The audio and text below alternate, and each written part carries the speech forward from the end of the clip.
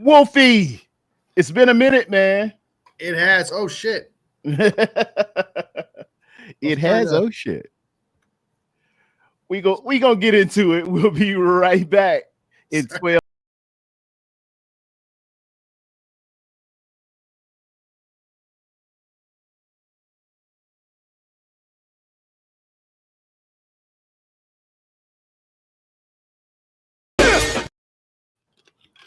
What up, everybody? What up, Wolfie? How you doing today, man? Fantastic, man. Sorry about that. I was trying to clean my lens real quick because I felt like it was a little cloudy. And then the cord came. But great morning, man, so far. You know, the Joe Milton trade. Did a video on that real quick. And then, you know, walked the dog. She shit like per usual, which is good. And then at least she's regular. Yeah, she's regular. She's regular. You know, I make sure she gets her dental sticks. Make sure she eats her food. You know, I try to keep her away from human food. But every now and again, you know, I'll throw her a treat. Yeah, you got. I'm not that. I know. Mine just sits and guards the kitchen as if you got to pay a tax. Right. They sit there, they wait for it. You know, I know you're gonna give me something. I mean, I'm right here. You see me. Hello. 110%, man. They know how to work you. They know how to work you. Dogs know how to work you. They do. They scout. They wait. They know when you drop something, nothing slips by them, man. They have that scent. They have that that scope. I mean, I'll drop a crumb of something, and I just hear from under the table somewhere, and I'm like, I didn't drop anything. I'm not getting anything crunchy. Does yours try to bury stuff around the house? No. Well, I guess sort of like hide it in a corner. Or yeah, that will happen. She'll have like a bandana. She doesn't like the bandana, so she'll tear it off and then she'll literally hide it places. She'll hide it in like a drawer somewhere in between the couches. So she's yeah. I actually thought that was pretty smart of her. I was like, that's a smart ass dog. Yeah, that's smart. You know, saving it for later. Yeah. But no, not for food. No, she doesn't really bury it. I guess sometimes I'll catch something in her bed. That's about it, but nowhere else. Yeah, Dexter's got a little he's got little parking places all around, and he'll just, you know, had a little nugget or a toy or something like that. Yeah, I want to play with this later. I don't want anybody to see it. It's like Dexter's no, you know, you don't have any dirt, man. You scooping nothing. You're scooping nothing. Is it as the name of your dog is Dex? Dexter? That's Dexter. Yeah, D. It's D's dog. She and Dexter are like Lassie and Timmy. Mm-hmm. That was very popular when I was very, very young. They were inseparable. Dog and young boy, Lassie. Whole TV classic show. Lassie. Yeah. Okay. You know about Lassie. I never know the threshold of, you know. Am I going do I need to explain this one? Is Wolfie grasping that? Okay. Let me see what I got on the docket, Wolfie, for us to talk about. I got Dre Greenlaw turns us down. No. The reports were, you know, we know he went on the side with the Broncos, but the reports were we just didn't pony up the loot to get it to him. And we found out a little later on that the 49ers actually went to him and said, hey, look, Dre, we know they offered you this. We'll top it. Please come be with us. And he gave us the Heisman. Give the classic stiff arm. The classic, yeah, that the Al Bundy. Yeah, no doubt.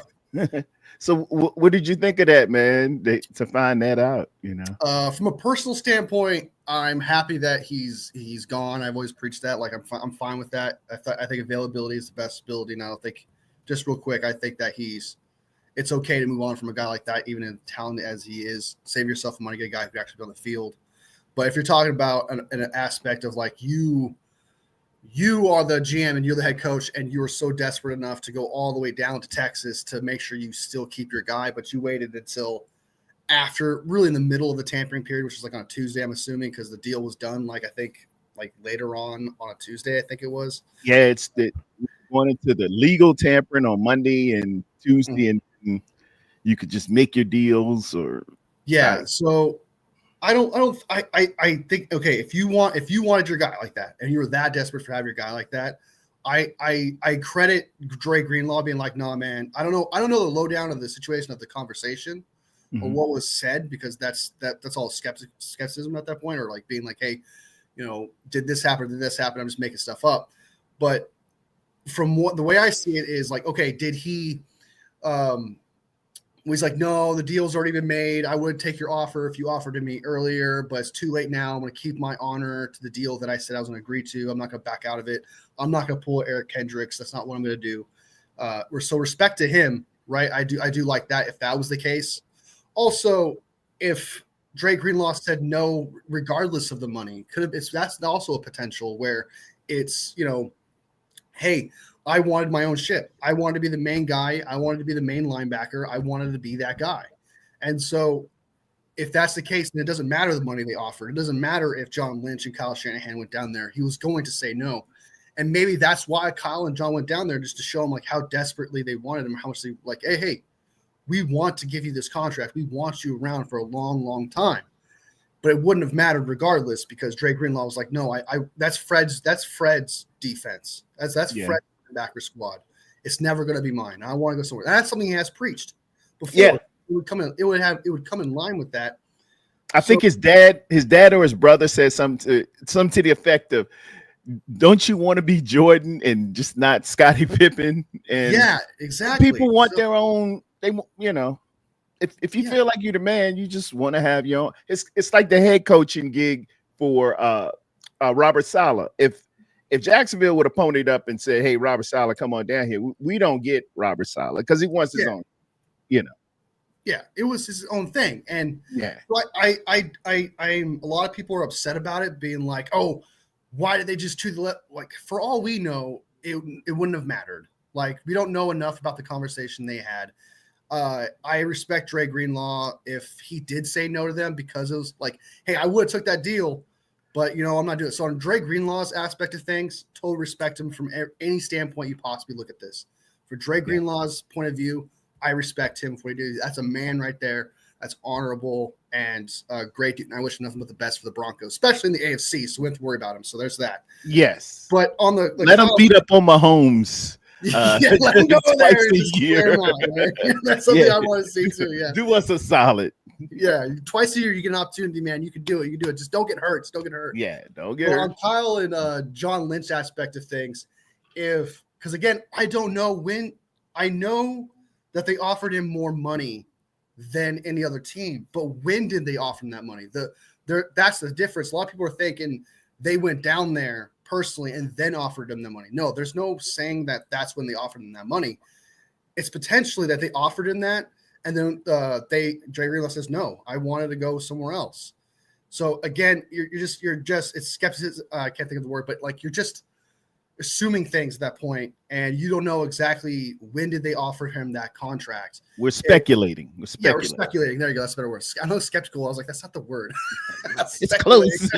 Skeptical spectralism. Spectrum sports. But I will say this, if this is an if, all right, if they did wait at like once they went down there and was like, yeah, we'll give you more money, we'll do this. If they waited until then, that's a huge L for John Lynch and Kyle Shanahan.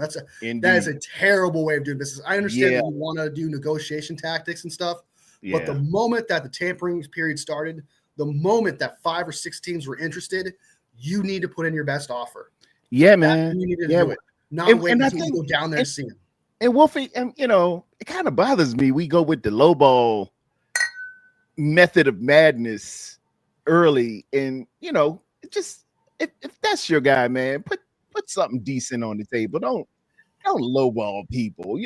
Why are you doing that? You're not gonna get them to say, okay, I'll take it. They're gonna look around. If you want them, they want them. It's like offering the young lady to take the young lady out that you like a lot and just say, hey, yeah, McDonald's is all right. That's a good analogy. I'll take you to the prom. We'll go by McDonald's. I got a coupon. balling out, girl. You get cheese on your Big Mac. No, Man, that ain't how you do it. that you're right about that. Like I said, just to reiterate myself here, I'm totally fine. Like I said, I'm totally fine with the moving off of him. But for their aspect, from their perspective, how much they valued him, how much they wanted him. Why are you? There's like you said, there's certain players. I understand lowballing certain players. Like I understand that aspect of it. Your first offer should never be your best offer. I understand that, but your first offer needs to have a little bit of respect on it. You need to have a little extra sauce on there where it's like, hey, we do respect you. It's not the lowest of the low, but hey, are you willing to take a friendly deal here? This would help us out in this point to your value. This is what we think of you. And if there were lowballing Drake Greenlaw with like $5 million a year, a prove it deal kind of type thing, that would have been insulting, 110%. That would have been just straight up insulting. So I understand where he's like, well, you guys don't value me, because that's what comes into play is the value that you throw in their face with the contract. So, for example, if you gave Brock Purdy's if you said to Brock Purdy, my first offer to you is $45 million, he's going to feel that disrespect whether you like it or not. You feel like I'm only $5 million more than Daniel Jones 4 years ago. Is that what you're telling me? That's what you're telling me. So what your offer says what you think about a player, and it's just a matter of respect that matters. And so I think that I don't know enough about the negotiations of where they started. Yeah, again, we're speculating based on some reports that have came out, after the fact. There's a strategy to lowballing.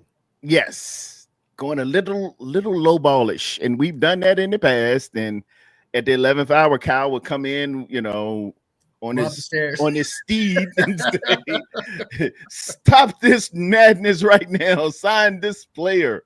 But we're not in those days anymore. Now it's going to be, hey, for the players that we want, we got to get them here, keep their interest, and be, competitive with whatever somebody else is asking. It's just, you just hope that we evolve a little bit, and let's not play the old, low ball game with them like we're on The Price is Right.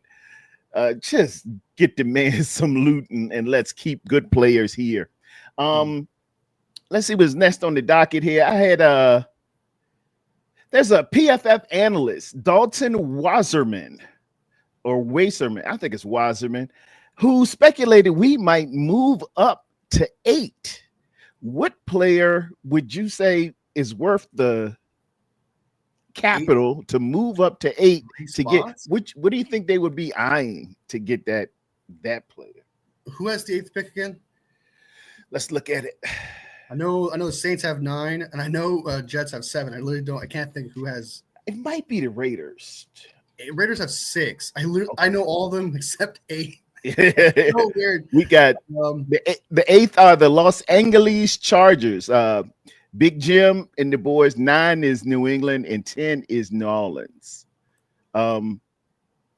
Chargers at 8. I don't think that can't Chargers at 8. That can't. I got Tennessee, Cleveland, New York Giants, Chicago Bears, Commanders. How did Commanders get to 5? Hold on. I don't think that's right. This can't be right. No. Hold on. Unless something happened. All right, changing it around here. I went to Google. I'm looking at NFL or CBS Panthers. On NFL. You got, Panthers at 8. I got Cleveland, New York, New England, Jacksonville, the Raiders, Jets, Panthers. Panthers at 8. New Orleans at 9 and Chicago at 10. And looking at this projection for CBS, the Carolina Panthers are eyeing Jalen Walker, edge, Georgia, 6'1", 243. Would we swap out to get him? Because they got Membu at least going 7. Oh, no. No. Yeah. First of all, they barely looked at Jalen Walker. Okay. I've heard reports that they're interested in him. I don't think they have a 30-30 for the guy, right? Or anything like that. They've shown no interest. I understand sometimes you want to throw like smoke here and there. Yeah. But when you have the 11th pick, just how much smoke is really going to matter? Like I want, if they were maybe showing a lot of like, a lot of love for the player like Jalen Walker, stuff like that, I can understand that, but I would not move up 3 spots for him. He's not like a Micah Parsons or anything like that. He's not someone worth trading up for. I'd rather just wait for that. If I love that guy, I'd wait for him to come to me, pause, and then draft him there. Or if I miss out on Jalen Walker, I'm not upset. There's other edge rushers out there that are going to be good. Jalen Walker is on the same tier. I don't think as great as everyone makes him out to be. But if you wanted to put him on a tier with like other pass rushers and stuff, I wouldn't hate you for it. So like if I miss out on one guy like Jalen Walker, I'd be fine with getting Mike Green, Nick Scorton, someone of that nature, and be just fine. And I know that you want like that linebacker pass rusher hybrid, but the 49ers have never been known to have that kind of type of player. Like the closest they've ever gotten was Leonard Floyd. And Robert Saleh doesn't run that kind of scheme. When you're a D lineman, he wants you to pin your ears back and go after the quarterback. That's what he expects from you. So I would not trade up for Jalen Walker at all. That's actually crazy to me. I think that's wild, actually.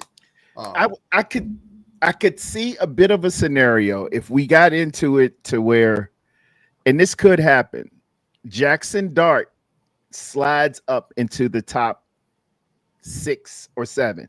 They overvalue quarterbacks. They will go, Shador, they'll go Cam Ward, obviously. If Jackson Dart can slide up in there, it can change the math a little bit to the fact another player that you didn't think would be there may fall. And I was just trying to speculate what player would we be very, very interested in to move up those 3 spaces to get 8 versus holding pat, like you said, at 11. What can you get at 8 that you couldn't get at 11 that made so much sense?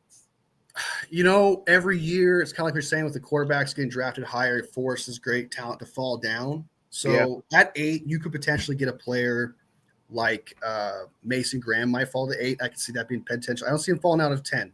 I don't see that, but he could fall to 8. I could see that. Maybe that's something like that. Yeah. Membu.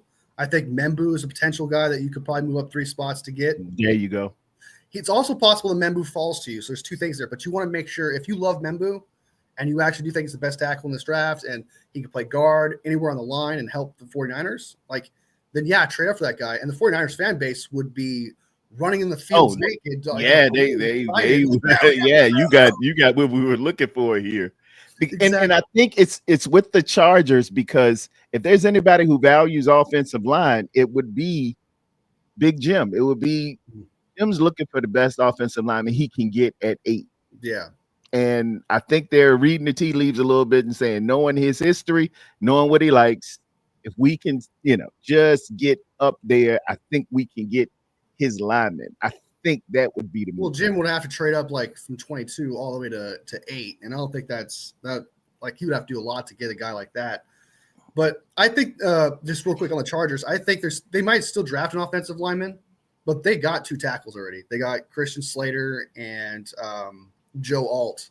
So they're good on tackles. They did. They have the guards. A wonderful job with Alt last year. But as for trading up, man, there's no one. I've always preached this. People from players that you can get 11, I feel like you can get at 28, the same tier. I look at players as tier, really. Like there's favorites and stuff like that, right? Yeah. But if I'm thinking value, a guy who I think can do the same thing as the same level as someone else, they're kind of like in the same tier. So I think of the value of the ticket. So from 11 all the way to 30, you can find the same talent in the same tier in my eyes. Now, moving up 3 spots just to change the tier a little bit to make sure you get a guy that you like. I don't know if it's necessarily worth it. The only person I could think of, it's definitely not Jalen Walker. It would be definitely someone like who falls, like a Mason Graham or a Membu.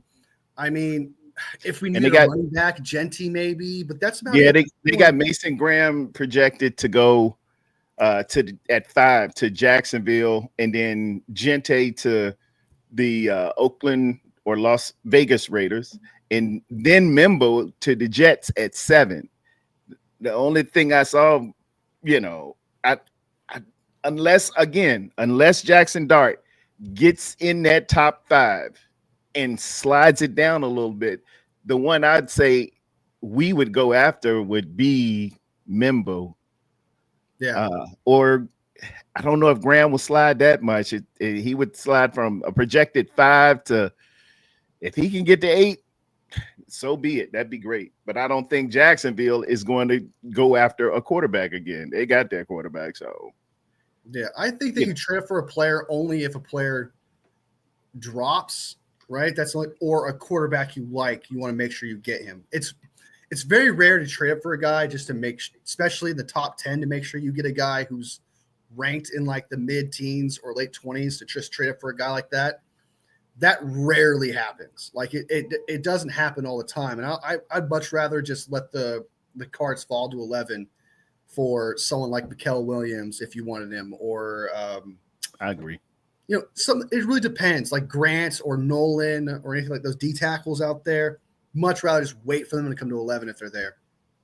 Anyone else, though, moving up, it's only players that you project in the top 5, top 6 fall in that area. You want to make sure you get them. Like Will Campbell. I know a lot of people like Will Campbell. I'm kind of falling out of love with Will Campbell. I'm not gonna lie to you.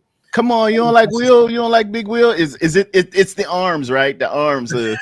It's the. I'm It's a the size short. guy. I'm a size guy. Everybody's worried about the arms. They say, "Oh No, my God, yeah. This kid's arms are only 34 inches. We can, like we making a, one of those movies. That thing's too short here. I mean, we can't have that." I don't think it's not the arms thing. It's just that I don't think he's as good as everyone makes him out to be. It's kind of how I feel with Mason Graham. But if I had to pick between Mason Graham and Will Campbell, I'm taking Mason Graham. The reason why I'm a little on Will Campbell is because every time somebody talks to me, even Jeff, who watches my show sometimes, shout out to Jeff, but he will come in and be like, "Yeah, this edge rusher is great. He beat Will Campbell." And then it'll be like another guy, "Yeah, this guy's edge rusher is great. He beat Will Campbell." And it's like, okay, well then how good is Will Campbell then if a 3rd round pick, 2nd round pick, 4th round pick is constantly beating this top 10 guy all the time? This is true. Constantly hearing about how Will Campbell is losing to these guys that are going the 2nd and 3rd round.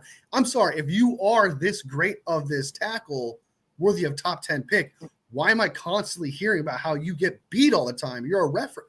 People are referencing you as a pillar, as a point of reference of like how good you are. And it's like, well, at some point, then how good is that tackle then?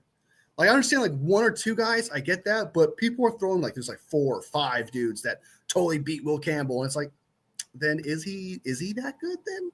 And not to mention when I did watch him, he does get pushed back a little bit. He does. I mean, that's going to happen when you're against the lead. He does the McGlinchey. I call it the Mike McGlinchey, where you can push him a little bit. You can push him into the quarterback if you had enough power. And I've seen that with Will Campbell. And I'm not saying he's bad. It's just that if you're telling me top 10 pick, no, I'm not saying he's top 10 pick. I keep falling more and more out of love with him. And the arms thing, again, I'm a little. Yeah, they're big on the arms, man. I'm telling you, man, once they measured those arms and they came up short, they were like, obviously he's a guard. He's a guard. I'm like, come on. But he remeasured for his pro day, came back, and mysteriously he grew an inch. I think he did some yoga. You got to do yoga. You got to make your stuff longer, man. No doubt. Pliability. Like not Joe Milton, but didn't what was the quarterback's name? He for Alabama, I can't think of his name. He stretched out his fingers or something like that. Oh, he does hand yoga. Milrow. Yeah. Discount Jalen Hurts. Oh, Chris Carter. Chris Carter showed me that. Well, not directly, but I seen him on some. He was training Odell Beckham, and he was talking about how you can make your hands bigger and more pliable by holding your palm like this and really trying to bend them all the way over and like that, and getting the little pad right there stretchy and putting it together like that. Mm-hmm. It probably makes your hand. I'm sporting some 10 inchers here, or 9 3/4. Yeah, and it does help. It'll give you an extra, a little something. But But I man, know you're talking it's about. some amazing pauses that are going on right now. I hope There nobody. is. There it There is. is. There is. Everybody can use a half an inch there, Wolfie, for your hands. For your hands. Val Kilmer, man, the great Val Kilmer is gone. Wolfie, man, in high school, I started high school in '85. And the older classmen, man, the movie for them to go and see, to take your girl out to see, and I wasn't driving yet, but everybody wanted to go see Top Gun. I remember at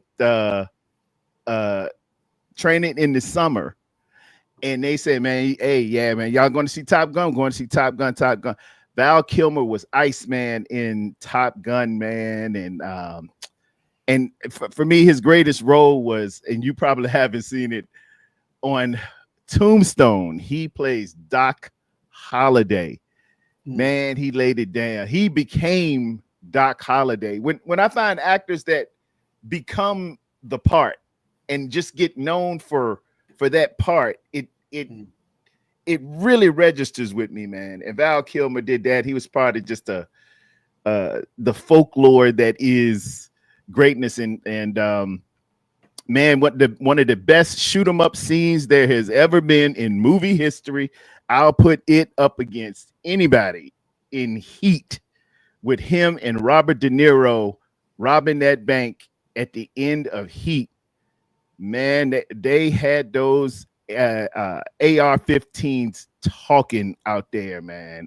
Michael Mann on the direction. He just he used blanks, but you could hear the echoes off of the buildings and stuff. It such a great sound. If you listen to it in the theater or on a home stereo or a home theater, man, that shootout in Heat was just epic. And me knowing what I know about weapons, man, Val Kilmer was on cheek to Stockwell, man. He was laying it down, and then when he quickly and efficiently reloaded and pushed that forward assist and was back doing it, I said, hey, he been with them folks. He been doing his training there. You don't just he know what he's doing right there. Yeah, he was he's running a killer. something like that. He learned a trick or two from somewhere else. Yeah, somebody done been training them boys up, and it was real nostalgic for them to put them on the latest Top Gun. I don't know if did you see the first and the second one, or did you ever see the first one? I've seen the first and second one. Okay, I've seen both. Yeah, and they wrote him into. He had been going through some the voice cancer thing he had. Yeah, and the way they made it was real good to bring him back in to the fold of the original Top Gun. I thought, which I thought was an excellent sequel. For sure. Yeah, it was a great movie. Oh man, and they did astounding job with the visuals, and they were up there flying for real. So it was dope. And we'll miss Val Kilmer, man. Val Kilmer's my dude. Yeah, Val Kilmer, man. I like Val Kilmer. I respect him. He's one of the first Batmans I've ever seen. That's true too.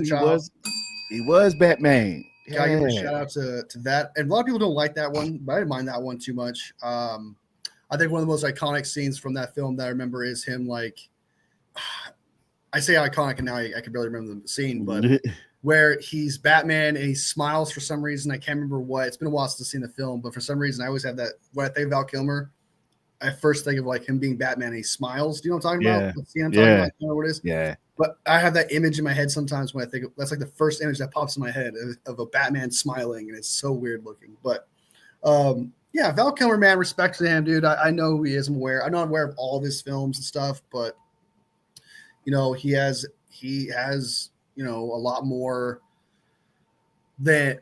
as docket, a lot more reputation than most movie actors out there. Like, he's got a lot going for himself. He's really a 90s guy, and early 2000s kind of type actor and stuff. Maybe in the 80s too, obviously, with Top Gun, of course, stuff like that. But oh yeah, man, rest in peace, man. Shout out Ty Austin says real genius. That was his one. I think that might have been his first one. He played like a brilliant guy at a college, He might have been a teenager then, man. It was Real Geniuses. That was hey, thank you for mentioning that one. I forgot about that one there. Ty Austin coming with the Real Genius. Developing weapons. Yeah, it was good. That's a good reference, especially like some of those films, man. You're like, was he in that? That was his first film and stuff. Like he gets shocked by that. Yeah. Shout out to Ty Austin being a real Val Kilmer guy. Yeah, he went back on there. When it happened, the Doors. Yeah, the Doors. There, Callie. Yeah, you hit me right there. He played Jim Morrison. I didn't know that one. Doors. Yeah. People love the Doors. That's a lot of people's favorite rockumentary. They call it on VH1. For me, it's the Temptations. That's my favorite one of all time. But the Doors is definitely up there. The Doors. That is a unique voice. Unique voice. My sister would always brag about how sexy his voice was and like how she's seduced by his voice and stuff. So I could see how he was a player probably back in the day. The Doors were stuff. Sadly, he died though, obviously. But, yeah, man. Now going with him. And the famous line, "I'm your Huckleberry." Johnny Ringo, you do look like death warmed over. I am familiar with that quote, actually. I am familiar with that quote. But when it happened on April 1st, I actually thought it was a joke. I was like, is this just a joke? I'll see on TikTok, Val Kilmer passed away, and I was like, oh, whatever. I just scrolled past it like, this is a joke. April 1st. And then he passed away. I was like, oh, well, that's actually. I'm not that connected to Val Kilmer, so I wasn't like devastated. Like probably, I thought of you when it happened. I was like, oh, he's probably. Like Tarrerdome's probably like, you know. That hit Tarrerdome. And the same thing happened a few years ago. Nipsey Hussle, a really brilliant rapper, was killed on the 31st, but the reports were getting out on April 1st. And I thought the same thing. I was like, this gotta be a April Fool's joke. Why y'all saying, stop playing this stuff like this? But I see why you would think that with it coming out on April 1st, you can't believe anything that comes out on April 1st, man. You have to you have to be like, is it though? You have to do research. You have to do a little bit of research to find out. But yeah, let me look that up. Let's see here. And speaking of April 1st and April Fools, let's pull up another topic du jour here as I share my screen. Did you get a chance to check out Kyle at the that's my profile pic at the presser there? He went into a topic that we have touched on a couple of times, most notably Jake Brendel. If I get one more coach, general manager, owner, or something coming out and saying Jake Brendel is good, I swear, Wolfie, I think I might lose it. Man. What are they thinking about? What do they see that y'all in the chat? Tell me what they're seeing that I don't see. Please, if y'all can, if you can, please, I want everyone to share in the chat. How is it that they see a good player and I don't? What am I missing, Wolfie? Talk to me. What am I missing? All right, so my initial response to this, I freaked out, right? I was like, when I saw John's quote saying we like our center, and then Kyle saying, oh, we actually believe, we know what people are saying online. And so like they know, by the way. So they know that we're freaking out about Jake Brendel and how much we hate the guy. So they're preaching like, hey, but we like him, we love him. So let me just try to get in the mode here. I don't get it. I don't understand the love for this dude where you can literally find a 5-minute YouTube video of this guy getting his ass beat left and right, dude. That doesn't happen with every single offensive lineman. Now, what I hope happens, and I'm praying to God. I'm praying to the football gods, being like, Hennessy, save us. Save us, Hennessy. I need a savior. I need someone to come into this offensive line I don't wish injury on anybody, man.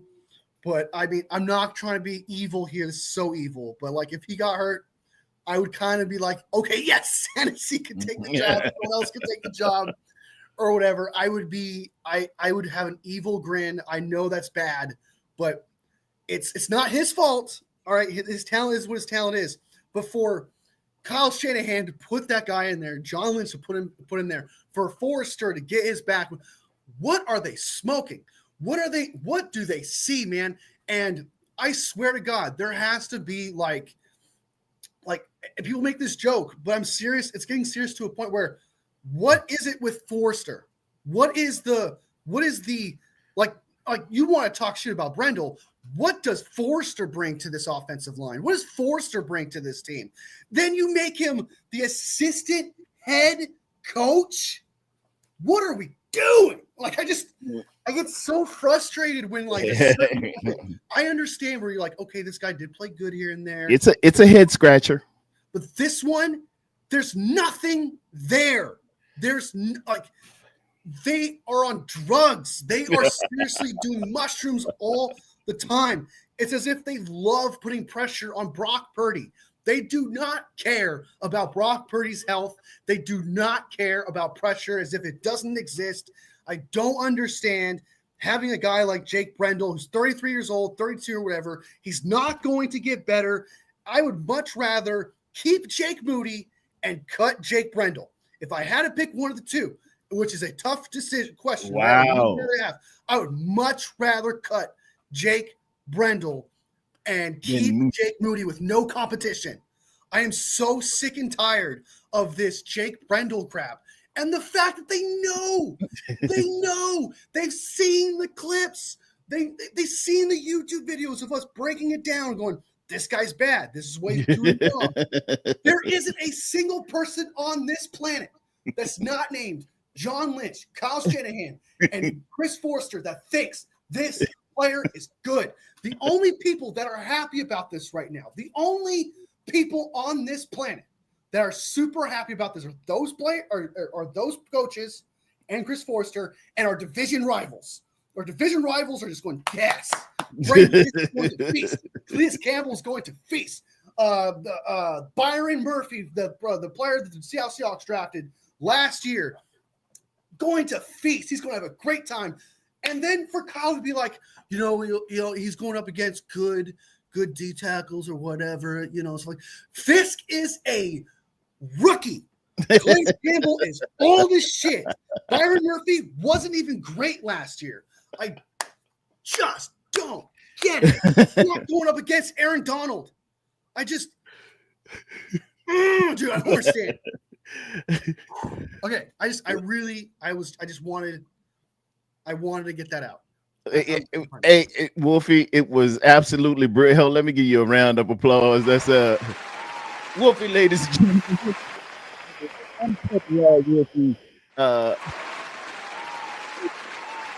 Everybody who loves Wolfie, that man came with it and gave it as great as I could ever imagine. Look, they said, "Go, Wolfie, go!" Once you got in there, man, it was like you were cooking. You were cooking on the jazz, ladies and gentlemen. Wolfie on saxophone. I just went on let you go. Images were popping in my head. It was like a trauma response. It's just all the time, dude. I can keep going for a long time. I know you could. There's a lot in there. I could go for 30 minutes, just keep bashing Jake Brendel and this decision. Just one last thing real quick that I did not say, which is what I kind of said, really. Who is the influence behind Jake Brendel? Who is the one that's saying Jake Brendel is this good, so we're going to get the back of whoever is saying this? Because there's no way that all three of them, John Lynch, Kyle Shanahan, and Forrester, think that he's actually good. There's no way that a consensus of three people in general see the product on the field and think to themselves, yes, this guy is good. It has to be one person in particular. Maybe it's Forrester. Maybe it's Kyle. It's got to be Forrester. He's the position coach. It's going to go the way that Forrester goes. And I'd say that, just because chronologically, Forrester was the first one I heard to say, oh, yeah, Jake Brendel's good. Yeah, good. And he gets question about those specifics every week. I see Larry Kruger, I see Grant Cohen, I see different people when they have the presser when he's before them and on Yeah. the podium. They say, "Hey, so what do you think about your center play here? What do you think about Jake Brendel?"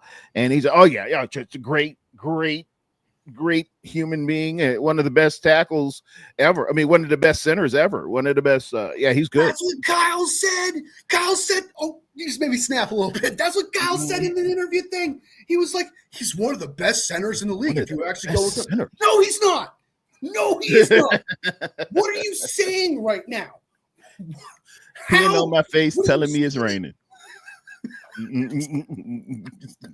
Oh my god, dude! And this is the problem. This is where it is.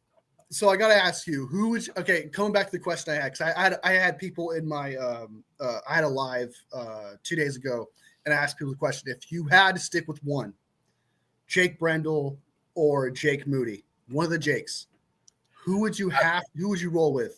I would have to stick with Moody. I take Moody over Jake Brendel for the simple fact that and I broke this down, man. My cousin was on. If Ellison's here, man, shout out to Ellison. But he said something to me about it was after the Mo Larry and Curly smack that Debo gave him, and it made me break down really what a kicker is. For those of y'all that haven't played football, in high school, college, especially in college, we're over there in the desert heat in the foothills of North Carolina in the upper 90s, 100-degree days, practicing against human beings designed to knock you down and you knock other human beings down, and you go as hard as you could. All right. Then you're going to do sprints. Then you're going to do circuit training. Some people are going to throw up. All types of stuff happens. While you're on these fields, offense, you down there, defense, you down there, the kickers are over there just kicking the ball. they come and they stay in the water cooler, and all they do is kick. This is all they do. You out there 4 hours fighting and battling to get a job, to get a spot, to get a jersey. They over there drinking the water with the Gatorades, and they're just kicking a ball. And if he said, what if Debo has dropped 2 or 3 passes? The average football game usually has your offense running between 60 and 65 plays, 35 of which, or roughly 30 to 40%, maybe even 50, are pass plays. You're going against somebody else, and in that, if you allow 2 sacks or if you allow 2 drops, you only messed up 10% of the time of your plays. You know what I'm saying? That's what you're saying. But a kicker on that day to miss 3 out of 4, 75% of his job was failure. That's pretty bad. That's pretty bad. And that's why you can't go tit for tat. Let's go for percentage of play, percentage of what you do on the football field. Let's judge it by that. If Debo dropped 2 passes and he was thrown to 10 times, he was 80% successful on his job. Yeah. For you to miss 3 out of 4 kicks, dude, you were 75% failure on you had a 25 on the test. So I say that to bring it back home, Jake Brendel has to protect our $50 or $60 million quarterback on 35 dropbacks a game. He has got to be better, and he has got to be good. If he isn't, we out. What we out? 50 million? We out 60 million, and all of our dreams and hopes and aspirations of being a quantifiable talent in the National Football League, the season's pretty much over. So yeah, I need to have a good center. That's the important. Like I always say this, like center gets not as paid as much compared to other positions on the offensive line, which is really shocking actually, because the center is the one that identifies the blitz, identifies the rush, and sets they're the quarterback of the offensive line is how I look at it. And your center could be the difference between your quarterback finishing in the red zone or being injured for the rest of the season. Like having a terrible center makes the rest of your offensive line even worse. Their job is super important. They're the one that hands the ball to the quarterback. Like they are I understand the kickers usually most of the time score the most points out of everyone. Yeah. Oh, they right? Score. They're the leading scorer on every team. Good. They don't have to go against anybody else. I think I saw Ty. The holder holds it for you. The snapper snaps it for you, and it is illegal to hit you when you're kicking. There's a lot going in your favor protection wise. Yeah. You can't say that for any other position on the field. You got another person, at least one, designed for your non-success. That's what I'm saying about a kicker. I just need you to kick the daggone ball, man. This is what you get paid for. The difference between the reason that's Ty is just making our point here, which is that we only scored 12 points that time. We relied on the kicker a lot. If we had a better center in the red zone, a lot of those attempts where we forced Jake Moody out there to kick would have been touchdowns instead. Like that's the difference between having that great center up the middle, because he gets pushed back and suddenly the running back who takes it under center is going to get hit. So like it's harder for the running back to make plays. It forces you to be predictable by going outside zone all the time, doing jet sweeps all the time, because the defense knows that they're not going to go up the middle because Jake Brendel can't do it. And if they do go up the middle, we're just going to stuff them anyway. So it's okay. Your offense becomes predictable at that point. It's the difference between your quarterback getting hurt. It's the difference between you scoring points, which is 7 points is a lot more than 6. Sorry, a lot more than 3. And maybe your kicker misses like one kick like Jake Moody does, right? And he kicks like 2 or 3, and he misses one of those. You can get away with a W there. But if you have a terrible center, it prevents you from scoring points. It puts your quarterback in danger, allows more pressure, ruins situational football. Not to mention Jake Brendel is old. He is old. He's not getting better. There is nothing to learn from here on out. It's all him now and decline. There is no getting better. Oh, he had a bad year here, so he's going to get better next year. He's young. He can figure it out. Jake Moody's young, okay? This would be his 3rd year. I would much rather take a risk on a guy where it's his 3rd year and he could potentially be a better kicker, learn from his mistakes, and actually get better. There's a potential there. I'm not going to ignore that. But with Jake Brendel, the reason why I'd rather get rid of Jake Brendel is because there's nothing better coming out of that. It's only going to get worse. He's hit the ceiling. Yeah, so he's like Lionel Richie. He's dancing on the ceiling. This is the ceiling. This is the ceiling for Jake Brendel. It ain't getting no better. Unless he go out and just maybe he will learn from the Yoda of centering and come back in a new dude. But man, what I seen on tape, especially that Minnesota game, the Rams game, whenever they needed it, they go over and confuse old Brendel, and he's getting turned around. He's getting knocked back. He's turning around looking at Pooney. Gee, thanks, Pooney. And that was another thing, too. Pooney deserved to be a Pro Bowler. That dude was covered. He was covering more of his butt than Jordache jeans.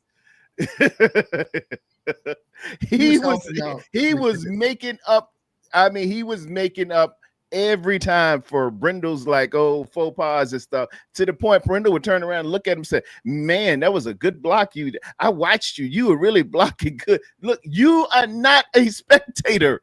Go and block somebody else. Why are you watching me, man? Why are you watching me? Help me. It's like being in a bar fight and say, man, you had him. You were throwing down there. Those 3 guys didn't stand a chance. I was just watching you. And hey, next time, give him a little bit more of the right versus the left. How would I you like it. help me? It's kind of like where it's like a block, so a D tackle beats Brendel, and then he's like, oh shit, Brock Purdy's gonna get sacked. Then he sees Pooney picking up the slack, blocks him. Wow, you did your job and you did mine. Wow, that's incredible. You just made me look better. Red Check giving me junk on my Jordache reference. I just went through the Rolodex of my mind. Sometimes I ain't think none of these through sometimes, but yeah, man. Greatest lines I heard, man. I heard Frank saying now who was it? Dang. Who's the basketball guy? Big country guy on ESPN. Perkins said the reason why they going through so much is because that defense was on their ass like back pockets.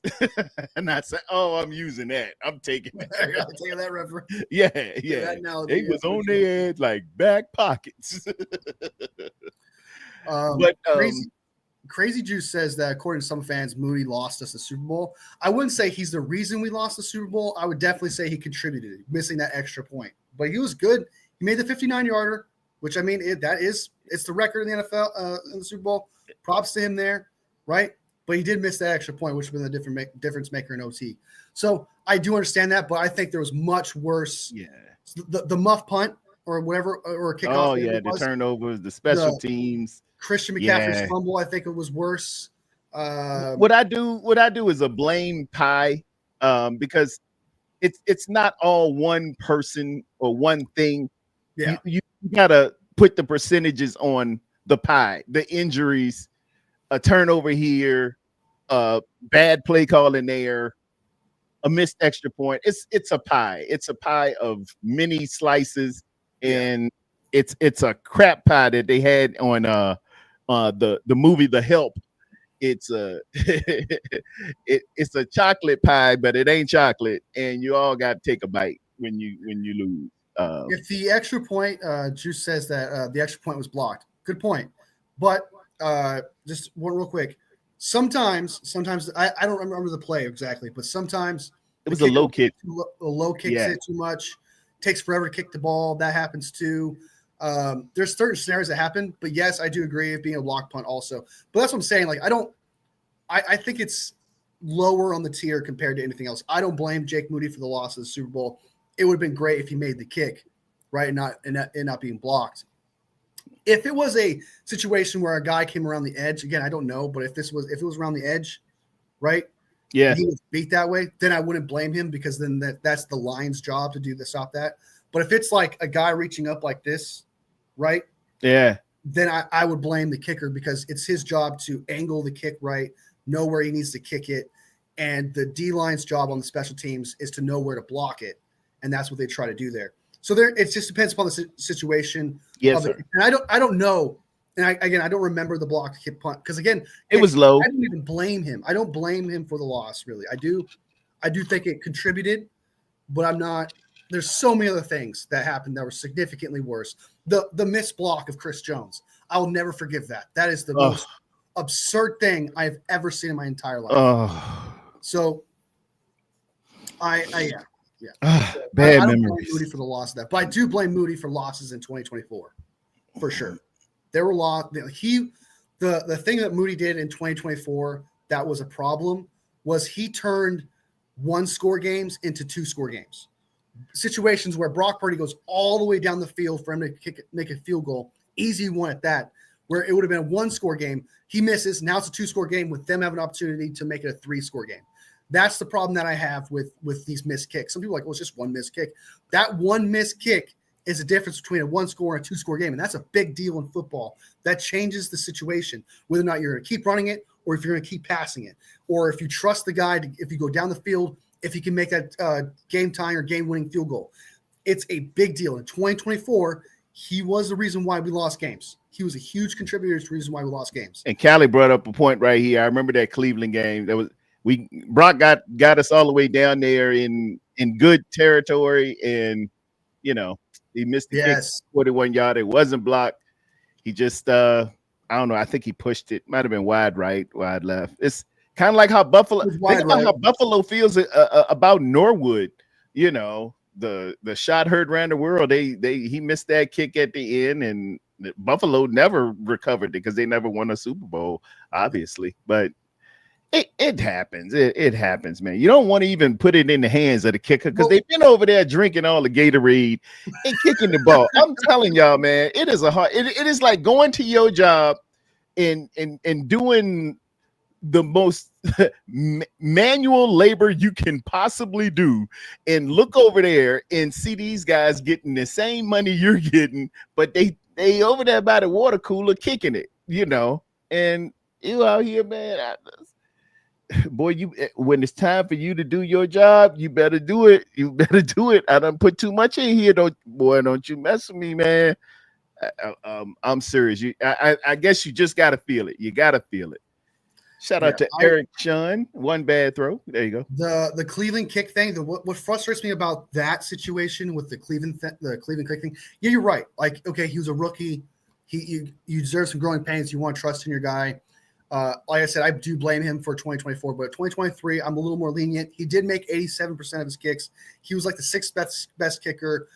The reason why people are upset with that is because he's a third-round pick, so you're expecting him to be the best. And it's like, that's not a fair expectation on a guy just because he was drafted third overall. That's not his problem. That's the 49ers problem, okay? So don't hate Jake Moody for that. As long as he makes some good kicks and does his job for the most part in his rookie season, I actually wasn't too much of a hater for that. Especially even losing to the Cleveland Browns. What made people hate Moody for that was the backlash, which was just a lot of people making fun of us because we lost to the Browns. Oh, you guys were this good. Yeah. So we felt that pressure as a fan base being like, well, we're going to blame Moody. And but realistically, from an outside looking in point of view, you can't exactly hate him too much because he is a rookie, has growing pains. But what I hated the most out of that was that everyone, and I mean everyone, was saying, you see, Brock Purdy can't take a team down the field to win the game. What are you talking about? He literally did that in the Browns game. He literally took him all the way down the field for a game-winning kick at the very, very end. Clutch throws, by the way. If I remember correctly, there was a couple third and longs in that situation. Threw to Juwan Jennings a couple times. Yeah, he converted. And It's just like, what do you mean he did that? Nick Wright and a bunch of other people were just saying, like, he can't do it. He can't do comebacks. It literally would have been a comeback drive under 2 minutes, bring the team back in that moment if it wasn't for that missed kick. And that's what put a magnifying glass on Jake Moody in that moment, is because not only did he lose a game for us in that scenario, he made Brock Purdy look bad. And that's kind of the problem with that. Yeah. And that's why Jake Moody, it's like he picks terrible times to miss these kicks. That's another thing. It's like, yeah, he made 87% of his kicks, but he picks terrible times to miss these. Yes, it's like the basketball player that hits all of his shots except game winners and free throws at the end. Yes. It's kind of when we need you there, buddy. You want the Adam Vinatieri effect, Hey, you can be bad all you want, but when they call on you, you gotta deliver. He did. Yeah, he did, Ty. Go back and watch the Browns game. He did. He took him all the way down the field. I will argue for that. Go watch it. He took him all the way down the field. And they don't think and they don't think this stuff happens. He really did. He drove him down there, and it was just 4 seconds on the clock. We give it to Moody, and it was like a 38, 39-yard field goal. That's something you need to make. It's not like we asked you to make a 50-something yarder.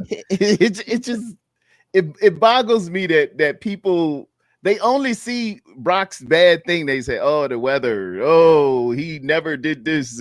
He doesn't. He's got a noodle arm, but he's leading the league in 30+ air yard percentage in the National Football League. And that's not yak. That is throwing it all the way down 30+ yards. He's accurate. See, it could have been a touchdown, though. The dude just caught it. He should have scored when it's right. See, it's just a reception. If he throws it a little bit further, it's a touchdown. And you're like, come on, man. For real? We're going to do that? Well, it's also like how often does someone, we've talked about this a long time ago, but just to bring it back up again, how often does someone actually throw the ball 40+ yards in a game. You actually can go back and check. It happens like 14 times in a season. Yeah. It's very rare it actually happens. So Yeah. And Brock Purdy has shown that he has done it. There is times where I think in 2023 he led the league in 40-yard passes Yeah. on the field. So you're saying he has a noodle arm, but yet he's capable, and it shows. Capable of doing it. It's just his narration is wrong, or his publicity is wrong. But I'm here for him. I will show the stats, and I will show the clips if they don't take my. I had some clips of Brock throwing it one time, man. I was showing them, and they stopped my stream. I'm like, okay, maybe it's some powers that just, hey, they ain't about this kid, man. But he's pretty good. I'm telling you right now, man, he led them down the field in the Browns game. Like, yeah, there is no debate here. You can, like, I'm not trying to purpose argue something. It literally happened. Go watch it. I remember this down to a T because I had a whole debate with it, argued with people about it. If you go watch the game, the last 2 minutes, he drove them all the way down the field for a 39-yard field goal attempt. It was 38 or 39, one of the two. It wasn't 40. It wasn't 41. It wasn't 42. It was 39-yard field goal, and he missed it for a game-winning field goal. That is on the kicker, not the quarterback. And yet everyone wanted to blame Brock Purdy for that game-winning drive. I'm telling you right now. And Juan, you are correct. Purdy is number one in go routes in the National Football League, not the NFC West, not the NFC, but the NFL. but it's like, okay, you know, he's got the talent, man. He's got the ability, you know, and so I wish we could get as much Brendel hate as we get Purdy hate. Maybe that would do it. Yeah, the Brendel thing is like that's what makes every fan base from all corners. The ones who look at the cup empty, those who look at the cup full, or whatever. Everyone comes together at a meeting with Jake Brendel just being absolutely terrible.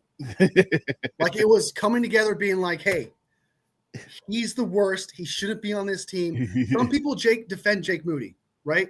I can kind of see it. I kind of can, but that 2024 season was so bad. Well, yeah, he had an injury. He did. He was out there trying to get his Lawrence Taylor on, and got the high ankle sprain. I got to, I got to give you a little credit. I done cut you down, but I'm gonna be liberal in my credit exchange. I got to give you credit. You did try to make a tackle. You were the last line of defense, because if Moody doesn't make that tackle, dude, it's another black spot on our special teams that absolutely sucked.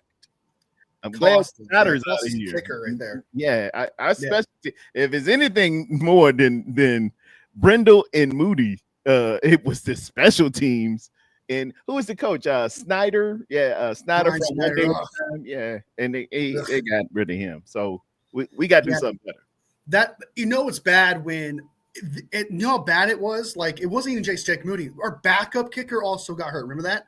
Our special teams was so bad that our backup kicker times had to make stopping a touchdown, saving a tackle, and you're just like, how does this keep happening? How are you this bad? We went through two kickers. Yes, yeah, we was on the third kicker. Was that last year? Yeah, it was last year, man. It was not the year for kicker. It wasn't the year of the kicker. For us.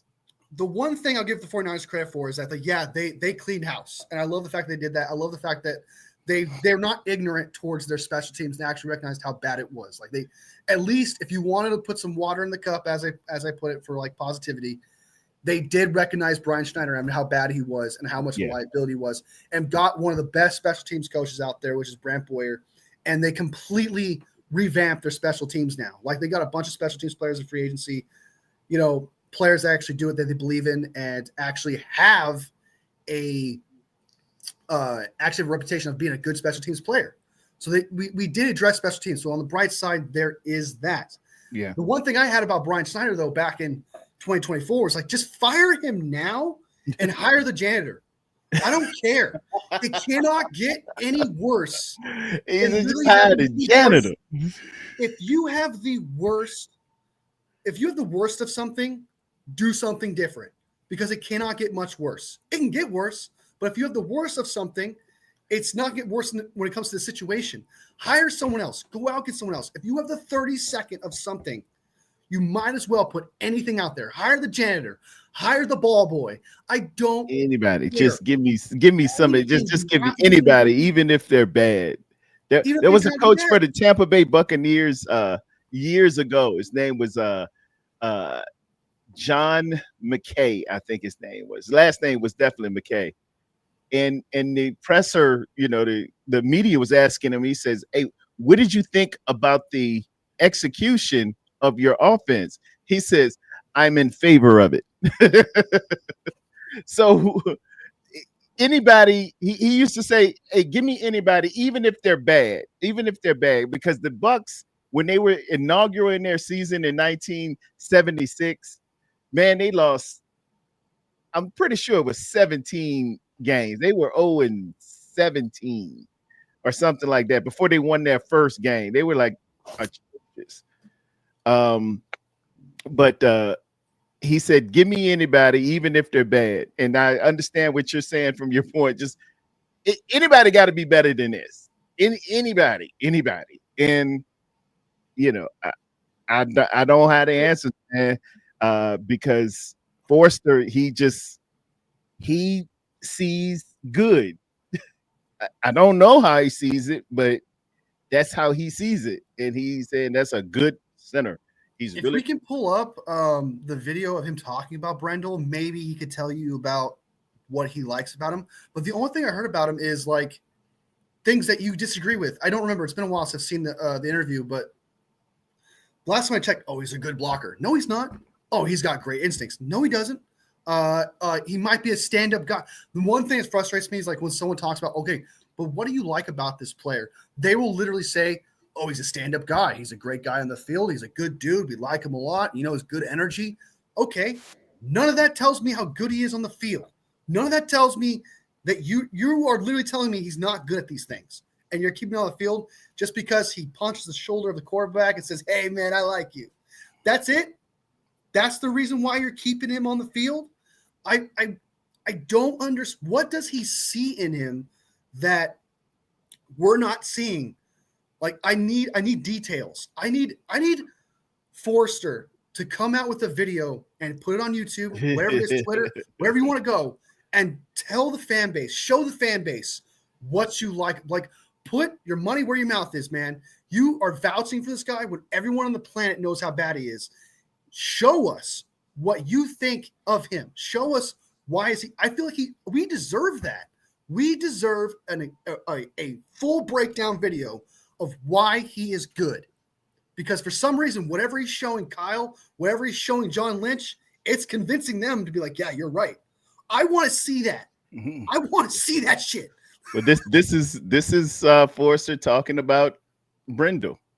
I'm forgetting. I think this is Larry Kruger asking them questions. So let me know if you can hear it. Perception is that Brendel might have struggled when I watched all 22. I might be wrong, but you have a lot of centers here. What you're obviously going with him. He's the starter. Why is he better than your other options at center? Well, first of all, he had a better game than he did the first game. Everybody did for the most part. Hard to believe with the sack production and things like that. But we did take a step forward in a lot of ways. I think some of the bad plays stood out, and so that's it. Oh, he right now is he's a much better option. Quickness, intelligence, experience, one-on-one pass blocking ability to finish in the run game on the second level, his ability to snap off on double teams. I just listed off about 7 or 8 things there that are all he's better than Barch, he's better than Zakelj, he's better than Nugent, he's better than a lot of players as to why he was an alternate last year at the Pro Bowl level, because he does have a lot of those traits that do those things, and he's never perfect. There's like all of us, it's every year's different, and we got to work our way into this year and see. Maybe some of these issues that we've seen will stick around. So maybe they won't. We'll have to see.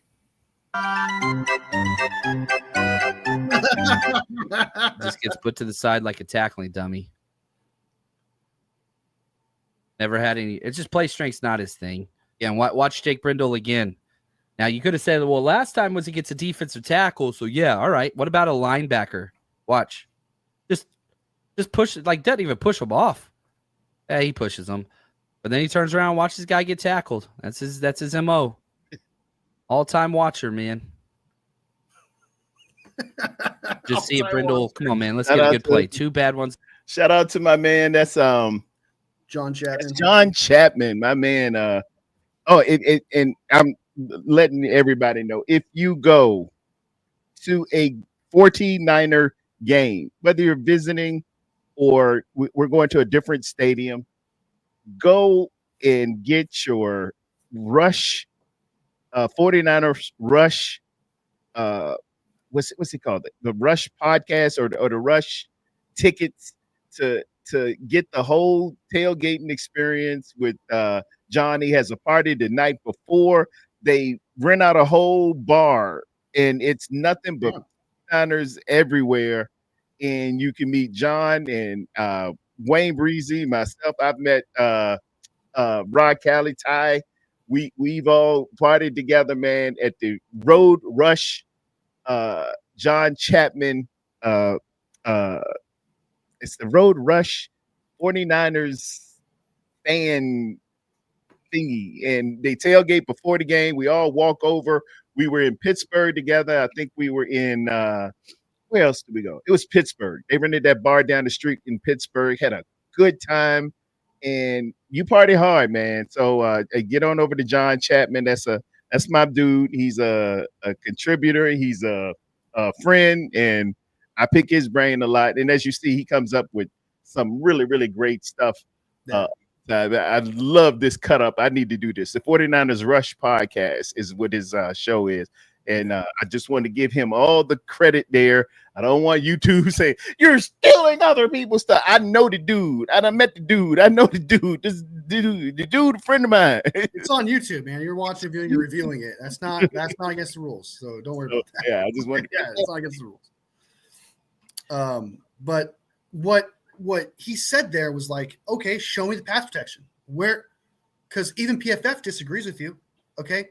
Everyone else disagrees with you. They show you clips like John Chapman does saying, hey, this guy is bad. Show us the pass protection. Show us the second, because John Chapman just showed us the second level, and it's atrocious. He can't do it. What are you talking about? Oh, he's good at passing D tackles on to someone. Oh, yeah, you're right about that. You're certainly right about that. Like, he's good at just being like getting out of the way so that freaking Pooney could save his life. Like, save his job. Pooney did a wonderful job last year, man. Pooney was covering up some Band-Aids or covering up gunshot wounds with Band-Aids is what he was doing. Yeah. He did a fantastic job, man. And you show me, you could have intelligence and stuff like that, but it's like, okay, great. But can you apply your intelligence, your football IQ onto the field? Because that's not what I see. Maybe he does have the intelligence. He doesn't have the physical traits to make it happen. That's definitely a possibility because we do see him fall on his ass. We do see him engage with blockers, but then he just loses them.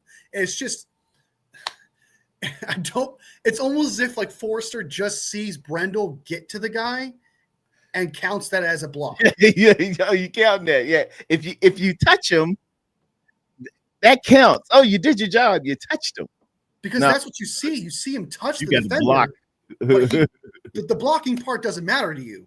Oh, yeah. Yeah. It's weird to me. Like, I understand what he said there, like Drake Nugent, Zakel, and all that. We're like, okay, yeah, you're not wrong in the sense that maybe he's your best center out of those guys at the time. But you are telling John and Kyle that he's good enough, which is different. That's different. If you're stuck with the guy and you're saying, okay, we're working with the best guy we have he's our starting center, it's the best one we have. Okay, fine, that may be true.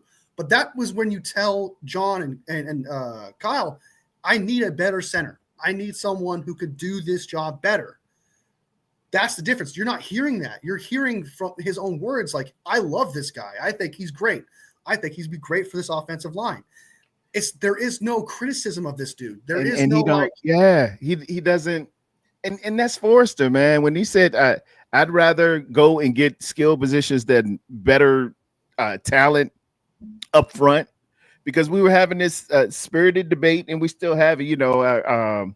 Chris Kusarik gets better players, And he does. We'll draft for defensive line. We'll go out and get a Kinlaw, a Bosa. We'll spend money on a Beal or remember D Ford or something like that. We'll get that, but we won't go out and get the most pristine talent on our offensive line and put it in and implement it. And Forster was somehow getting more credit for doing more with less. And I'm like, well, you got to stand up for yourself and say, hey, go get this guy. I want I want the next Trent Williams. Part of you being a coach is recruiting and identifying what is best and key for you to get. And you stand on the table and let them know. Now, maybe it's Kyle saying, just shut up and, take what I give you. But, dude, I take seem like that. With that there's a problem with that. Our most successful offensive line coach, and y'all, in your spare times, in your moments of devotion, look up the great Bob McKittrick. Bob McKittrick was the see all these NFL championships, Super Bowl championships. Our offensive line was a guy named, our offensive lineman coach was a guy named Bob McKittrick, a former Marine, and this dude didn't play. He went out and he got exactly what he wanted. And him and Bill Walsh used to butt heads all day long. But Jesse Sapolo, Harris Barton, Bubba Paris, all those Guy McIntyre, all those guys would come in touch and agree. And we don't get these championships without a Bob McKittrick. As a matter of fact, the offensive lineman of the year, every year, whatever they will vote for it on the 49ers staff, and your best offensive lineman wins the Bob McKittrick award or the Bob McKittrick trophy for being the best line. Please look up Bob McKittrick. Bob McKittrick, y'all. That's why I'm just, offensive line to me means a whole lot. It is the engine of the car. And if you don't have that, man, you just kicking up dust on a muddy trail. You really are. It's so important. It's so the essence of what football is. And shout out to the Philadelphia Eagles. They showed you what a good offensive line can do. What a great offensive line can do is bring home Lombardi. 7 seconds, they will throw a touchdown. Yeah, it's in a row. It will do. You run that thing all you want, boy. You got to have them horses up front. It always comes to that. Yeah. The one thing that he said also in that clip was, yeah, they allowed some sacks and stuff. There was some good there and stuff like that. But the thing is, like, there's a lot of bad plays that stood out. Yeah, bad timing plays, bad plays that stood out. If your bad plays are standing out like that, that's not good. If he has bad plays that stood out outside of his good, that means he's not good. That means he allows better opportunities for the defense to make plays than saying he makes great ones in the moments you need him to show up. You literally just said that he's not clutch. You just said that sometimes he makes a good play here and there, but his bad plays stand out the most. That is not a good thing. That is not something you brush aside and be like, well, we're focused way too much on the bad plays because they stand out the most. That shouldn't be the case. What it is. That's the essence of it. That's the point. That's what we're saying. He has the worst because he's the worst timing with these bad plays when you need him the most. He just messes up when you need him the most. That's all. That's all you see here. It's just nothing to see. He's like Leslie Nielsen in Naked Gun. Nothing to see here, and everything's blowing up behind him. Historic says Lombardi drove me mad the other day talking about value Brendel and McKivitz are. This is supposed to value ain't winning a Super Bowl. Look, I understand the McKivitz part because he is technically playing better next Pooney. So I'm kind of leaning off of McKivitz a little bit and give him a little bit of slack. I am as well. I saw some improvements as I was looking at all 22s every game. He got better from week one exponentially to week 17. You could see his improvements. You could see his footwork. You could see he started using that right hand as a target for rushers to come at and setting them up and pushing them off with the left. His back was bowed a little bit more, pretty decent anchoring. And I never saw horrible plays that are just inexcusable. I saw improvement all year. I did with McKivitz because I was on him, you know, In like 2023, yeah, I was on him pretty much, but I had to objectively look at it. Hey, improvements are there. I see what's going on there. But Banks, I mean Brindle, too many times, man. You saw the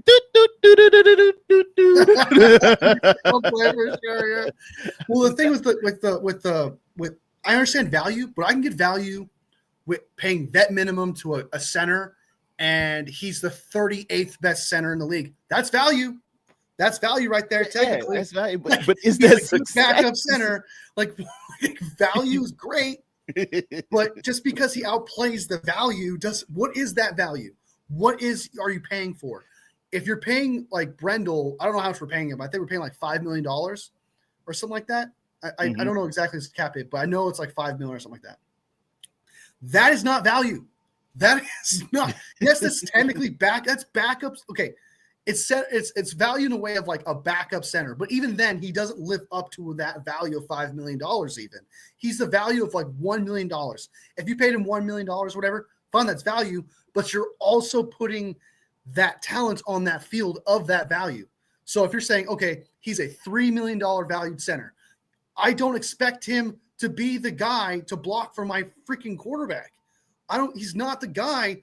So value is great. It really is. But when he's the starter, the main guy that happens, what is his value then? How much is his value worth? If you're telling me that a $3 million, you got a $3 million valued center and you paid only $1 million for him, that's totally worth it. Yeah, if he's your backup, because that's what he equals to. That's his value. But no, we need a $10 million guy. We need a $9 million guy to block for Brock Purdy. I could argue, yeah, great. McKivitz. You got McKivitz for a great, turns out for this great. That's great value. Oh, yeah, you turned over. Oh, Moody, good. Oh, you got that. But, man, that center got to be right. That center got to be right. You got to be good in the center court, no matter if you're playing basketball, if you're playing your pitcher and your catcher have got to be right in baseball. If you're playing chess, the first thing you need to do is solidify the center of the board. The center is very, very key in all critical game theory. Get the center right, man. Get the center right. If I'm a defensive lineman, if I'm a defensive line coach, or if I'm just a defensive coordinator, I'm seriously just collapsing that middle. I'm putting stunts all up in that middle area. They do. I'm just what I'm doing. It's just just one quick reiteration of this. It's kind of like if the value might be great, but depending upon where you put him, does it equal where he should be? And it's just like him equaling a good backup, because he might be a good backup. Like I'll be realistic. I'll be honest with that. 38 center might be a backup center. Just because you're paying him $5 million, right, doesn't mean he should be the starter. Just because you think that's a good value doesn't mean he should be the starter. If you're paying him to be a backup center for $1 million, that's good value. But it's kind of like there's two things. There's more than just you're paying a guy cheap. Like a quarterback, I could pay a guy super cheap for a quarterback. Yeah, he can't do the job, quarterback though. For $500,000, and I get he's for $1 million. But is he giving you what you need? You can buy cheap tools at Harbor Freight. I think we got a place called Harbor Freight, and my man Jones would always tell me, he said, "Oh man, yeah, you can get." He said, "I said I got to buy some tools to do a job around the house." He said, "If just for one time," I said, "Yeah." He said, "You can go to Harbor Freight and get those tools, man. But after that one job, don't take it to do nothing commercial. You just throw the tools away." A Craftsman tool, what they used to have back in the day, or Northern tools, is made to last, and it's going to cost you more, but you can do and fulfill more jobs with it if you're going to use it commercially and do multiple jobs and keep, say, a nail gun or something around there. I don't want just a cheap tool. And shout out to Harbor Freight. If y'all want to give me some money, Harbor Freight, I'll reverse all this. But you got some cheap tools over there, Harbor Freight. Well, it's kind of like, it's exactly what you're saying. You're right. It's kind of like, okay, yeah, I got this hammer, for example, for $1. Great value, right? It does the job. But when I need to do its job, which is hammer all day, when I need it to be the number one job of building my house, and the head just breaks off, okay, it's not going to do its job. It's done. Yeah. I just paid $1. It's great value for the cheap little hammer I got if I need to do like one little thing here and there. Yeah. But if I need it to do a specific job and it doesn't last very long and that hammer pops off, what was the great value? Yeah, value doesn't match the production. That value, it ain't doing the job though. Yeah. So then why even? So if value is so important, then why pay Fred? Go out and get a backup linebacker. Why pay Nick Bosa? Go out and get a backup edge, because you can get value for for someone who's probably really good backup for the vet minimum. Oh yeah, that's you get it for $2 million. Look at that. Hey, got value doesn't equal production. Yep, there you go. That's perfect. That's a stamp. Value does not equal production. It just means you got over on a great deal. Harbor Freight. Y'all got Harbor Freight out there in San Fran? Harbor Freight. Yep. Got at least 2 nearby my house. They got some cheap tools. They'll work one time, but don't mess around. Keep them Harbor Freight tools around and think you're gonna do some serious work. Yeah, I think Harbor. I'm not the biggest Harbor Freight guy, so not to ruin your sponsorship. I think that ship has sailed. Yeah. Who's this guy on the internet talking about my cheap tools? Oops, did I say that? Yeah, my sister worked.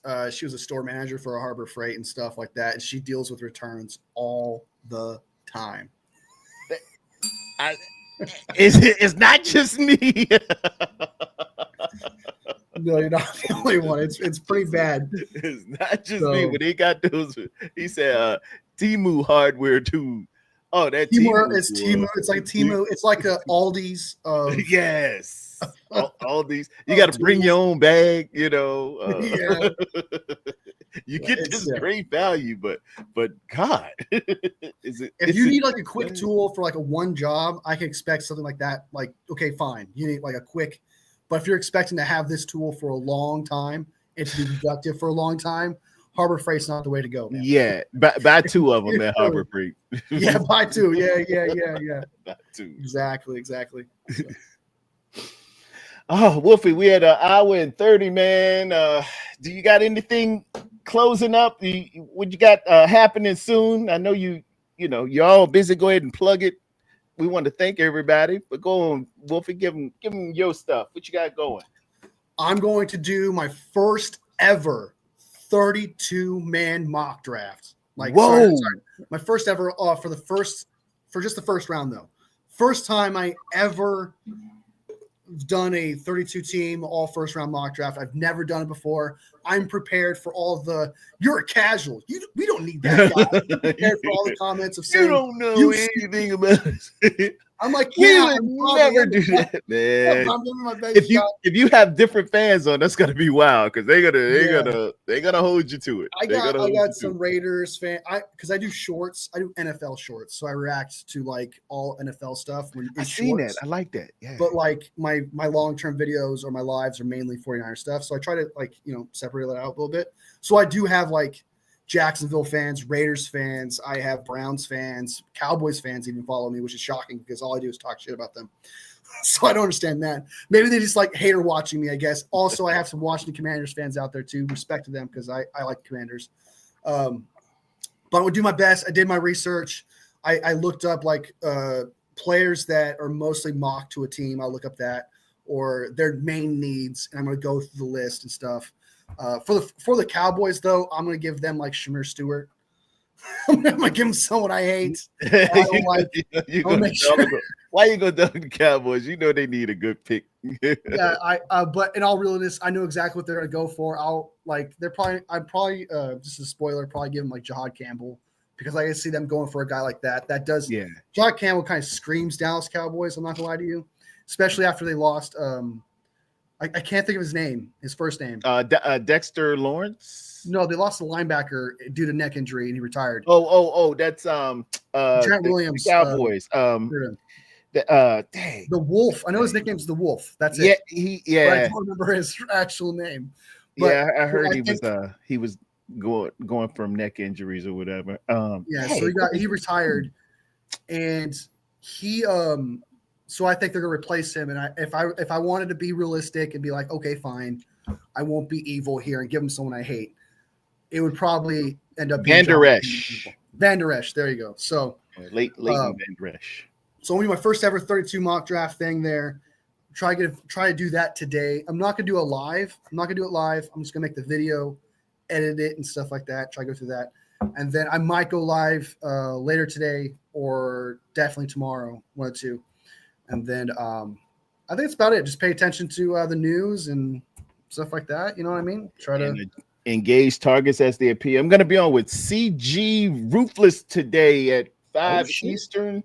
We're going to talk, I don't know, draft. Probably talk some more about Brindle. We'll see what the agenda is set for. We've been trying to set this up for a few weeks, but then I'll have to work, and then he'll have the show, and then we'll work, and then he'll have another guest. And yeah, I think we're going to do it today at 5, so y'all be looking out for me. Two. All right, guys, watching on my channel, 2 p.m. Check out Tarrerdome and CG Ruthless on Tarredome's channel. Should be a great conversation and stuff like that. You guys gonna do like a mock draft or whatever? Something like that? I think so. I think either we're going to talk mock draft or some of the higher coveted people that we have brought in for meetings or going to their pro days who I think, really have identified in my Venn diagram of what I think the 49ers will go after. They're players that we like, and some of them are coincidental.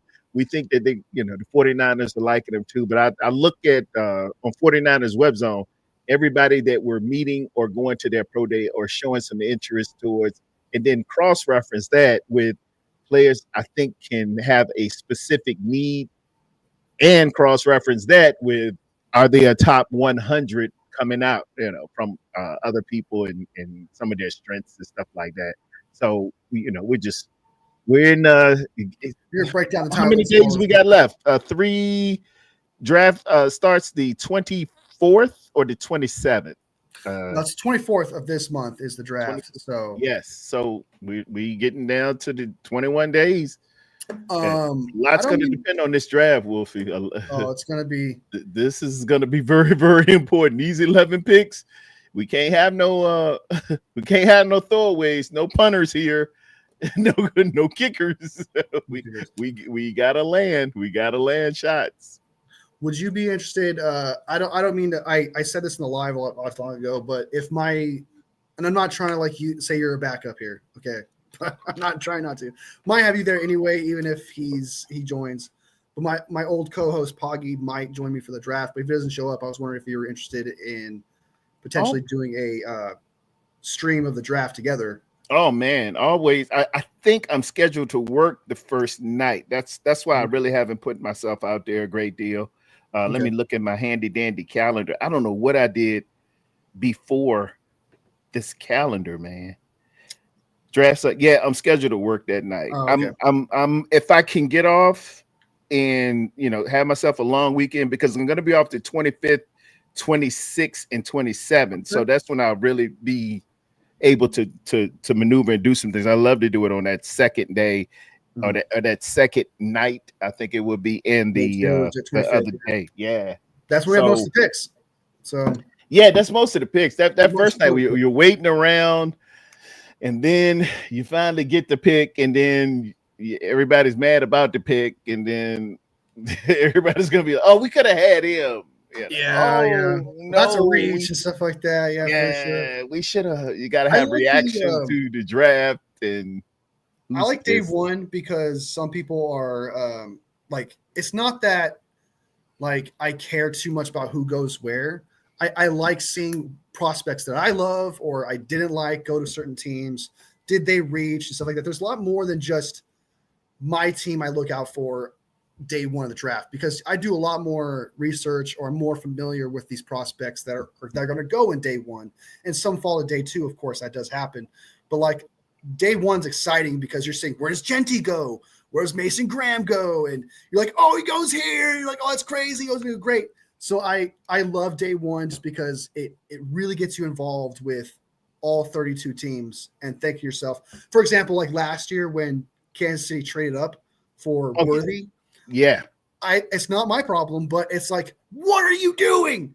Bills, why are you trading with the team that I never trade with Baltimore or Kansas City or Los Angeles. They know not to trade with Los Angeles. Oh, you can't trade with division rival. But you would think the team that beat you letting them go before you. Ellison asked. I didn't mind though. Ellison is asking Wolfie, who are your top 5 players in the draft, non-position. But what were you about to say? I'm sorry, I cut you off a little bit there. I didn't care about us trading one spot behind the Chiefs. It's just one spot. I'm assuming the 49ers, they told the 49ers what pick they were going to get. And it's like, okay, we don't care for that guy. A lot of people were upset that they got Kingsley instead of the 49ers not getting Kingsley. I wasn't a big Kingsley guy, so I didn't mind it. Them trading up for that one spot. But it's one spot. It's not like they traded up to take Xavier Worthy. If that happened, I would have been upset. 49ers did that. I would have been like, why did you do that? Like, I would have been upset about that. But trading up one spot to take a guy like Kingsley, I didn't care about that. I was concerned with the Baltimore deal because I think Baltimore snubbed us. I think they had identified what's his name, Rosengardner. And we were gonna go, and they went one pick ahead of us and took him, and then we got Ricky Pearsall, and I did not see Pearsall. I think he's gonna be great, but I did not see Pearsall.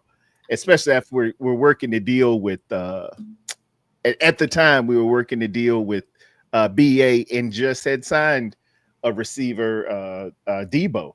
So I'm like, why are y'all messing around with a receiver? You know we need offensive line help, and soon as I think the first 3 or 4 weeks.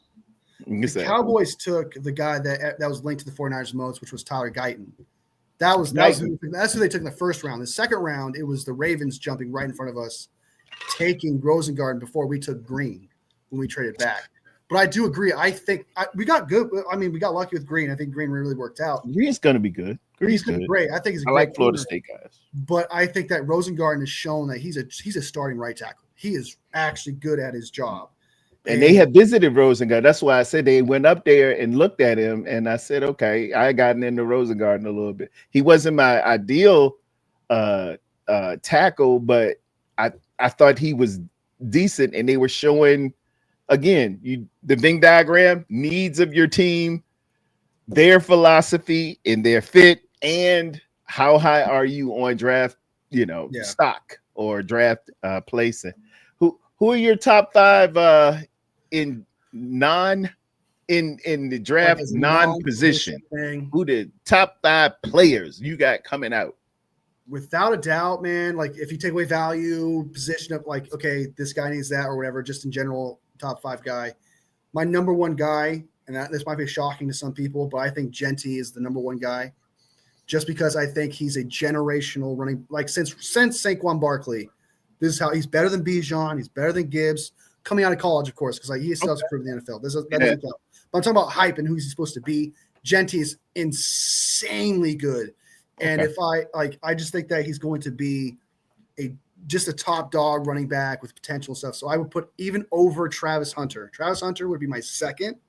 After that, I love Travis Hunter. Travis Hunter he's born to play football. He has the heart of football. He has the instincts for it. It's almost effortless, it seems, the things that he does. It's almost as if like an angel over his shoulder is telling him, jump for this ball right here. Don't look. Just reach your arm out. You're gonna intercept it. Like it's almost as if an angel is guiding him to play this game. So it'd be Genty just because of how top dog and how generational he is. Travis Hunter, the reason why I don't put him over Genty is because even though he has all that, I don't think he was the best at his position at wide receiver. I don't think he was the best position as corner. But if you're talking like safe pick, that's going to be good at his job, that's going to be phenomenal, that's going to be dominant, you can trust Travis Hunter to be that guy. So that's the only reason why. If he was the best at wide receiver or the best at the cornerback in this draft class, or like a generational player in that aspect, I'd probably put him over Genty. But Genty's like the guy, man. So Genty, Travis Hunter. Next up, I feel like Membu is kind of climbing up those boards a little bit. Okay. I'm definitely going to say Abdul Carter, though. For my third guy, Abdul Carter is just insane. Abdul Carter is a true pass rusher. He has the instincts. He has good football IQ. There's a reason why people are like, so he's Micah Parsons, and people having no shame in saying that, not just because he went to Penn State and he wears number 11. It's like, bar none, this guy looks like better to me coming out of college than Micah Parsons was. This guy is insanely good off the edge. He's good at rushing the passer. He's a very safe pick in my eyes as a pass rusher. The only concern I would have for him is, and it's stupid, and this is why he's so top dog, is just that foot injury. And it's like that's supposed to be like a minor thing that's not even gonna bother him. So outside of that, what was his foot injury? How it was like a stress bruise. Fracture. It's not even a fracture, it's like a bruise. And it was like, okay, well that's whatever. Yeah, wrap it up. It doesn't even matter. That should affect. Apparently he could have surgery on it and it would fix his for like maybe like 8 weeks. He'll be off for like 8 weeks. That means he'll be back for training camp. He'll be back for preseason. Don't have to worry about it. Whatever. So it'll be Abdul Carter. Next up after that, man, it kind of gets a little rough because I'm not that big on Mason Graham. I really honestly am not that big on Mason Graham like other people are. Membu, I'd probably put 4 at Membu just because everything about him is great. The only knock on him is his size, his height, not even his arm length. His arm length is fine. It's like 34 wingspan. But he does. You gotta have the arms now. Yeah, you gotta have the arm length. But the bar is set to 33 arm length. And his is at 34. So you got that whole inch to work with. Yeah, if you got 34, you good. So I would put Membu just because he worked his way up there. I would definitely put Membu there. I'm trying to think of just someone else I'm missing. Will Johnson. I love Will Johnson. I know a lot of people want to hire him, but I think Will Johnson is a future all-pro corner. I think he's the best corner in this draft. He has the instinct. He has the football IQ. He can get handsy, sure, but every man corner does that. The ball just goes to him. Like he just has this. It's kind of like what Travis Hunter is with his just that angel over his shoulder, just telling him to jump here and just twitch here and make that play. Will Johnson, to me, is a future all-pro corner. The only problem with it is the injury situation that he constantly has, which, he does have the turf toe, which is a big deal, and had a couple injuries here and there, but he still played in those games. He was just knocked out of those games. So I would say those 5 are probably my top 5 favorites, top dog kind of type players. Mason Graham, I'm not big on. Will Campbell, I'm not that big on, as we talked about. Yeah. I'm trying to think who else is top dog. That Cam Ward. I like Cam Ward. He's going to go number 1. Should go number 1 as Titans. But if you're telling me non-position, I would say he's probably. And I got basically your same list, but I would have Cam Ward in there because I'm a fan of the U, and I just watched how this kid just. I'm telling you, man, this young man has something. He's got it. He's just got it. I didn't see him. The number one thing I really looked for, what I saw in Jaden Daniels a year ago, was Jaden look safeties off. I really like guys that can look safeties off, who are already sure enough to do what's called the Bill Walsh drill. Bill Walsh would always have Joe Montana, as he dropped back, look at the free safety, and just remember where everybody is going, and then turn last minute and throw. Or he did another drill. He would say, look on the right side, just look on the right side, and I want you to throw back left. I'd like to see him look people off, but charisma, arm strength, arm talent, rally around me. I'm gonna get this done. This is the guy. It could be I'm just so biased because the U has been in the cellar for quite some time, but but he just really does it. He did it for us last year, man. I was thoroughly impressed with the kid. I really like him. My only concern with Cam Ward every time I watched him, I like his touch. I like his ability to. He does a lot more than just look at one receiver. He goes through progressions. I've seen that. He's got a good touch to deep ball. There's a lot to love about Cam Ward. But from what I've watched, though, he gets great protection. He has phenomenal protection. Like I see, you gotta have it. I see him having absolutely no worries. All his great plays, all his best plays, and whatever. Nothing's happening that's pressuring him into those plays. He's just cool, collected, no pressure coming his way. Steps in the pocket, no worries, and throws the ball down the field with no pressure. So my only concern with Cam Ward is I haven't seen him in the muddy pocket, duress, with problems or anything like that. What is he going to do when everything doesn't go his way, or he has 1.5 seconds to throw the ball? Outside of that, to me, that's a big concern because that's going to happen in the NFL, even if you have the number one offensive line. So I don't know if he's going to. I don't know if that would translate, but if it does translate and he does handle that, oh my God! Go back and check us out the night we played Virginia Tech. Virginia Tech was on his ass like back pockets. we had to scrape through that one, man, and that showed me something about another player, the kid, I think Aeneas Peoples. Mm-hmm. Man, them Hokies won't playing around that night, man. It was there. We done walked up on a bee's nest here. And he'll show you a little bit of that if you get a chance. Cam Ward versus Virginia Tech. If you want to see him under some duress. Yes, that's my only concern really for that. But yeah, I'll definitely check that out because I love the prospect. I love everything that he does, like as a quarterback situation. Like he has the mechanics, he has the touch. He, like you said, he goes through progressions, and like you said, he plays the safety off. He does all those things that you want to see from a quarterback. But if I could see that he does great under duress, I would probably put him in top 5 then at that point, ahead of Will Johnson, just because he's a quarterback. And if you can be a top 10 quarterback in this league, and I see that potential in that quarterback, you deserve to be a top 5 best player in the draft kind of type guy, because those don't fall out of trees. Those are very, very hard to find. Oh yeah, very rare, and it's not a big quarterback draft as it has been in years. Well, I don't think it's been just this great quarterback draft, even though we had those days or those drafts when we had multiple quarterbacks that were going to go in the first round. They weren't very impressive to me, like the who was it? We had like Mitch Trubisky in there, Danny Jones. They just overvalued quarterbacks, and they had a lot get picked. But I think this one, they're not supposed to set the world on fire with so much quarterbacking this year, but I think they'll exceed the low expectations is what I should say. I think that's what they'll do. I think they'll be a little bit better than the lower expectations that people are having for them, in my opinion. Yeah. Because when you have big expectations, oh man, them kids ain't gonna make it. There's no way Trey Lance is going to change your outcome of your franchise. But when you have low expectations, like Mr. Irrelevant is coming in here, if he have a couple of if he make the team, he's like, oh wow, we got to win.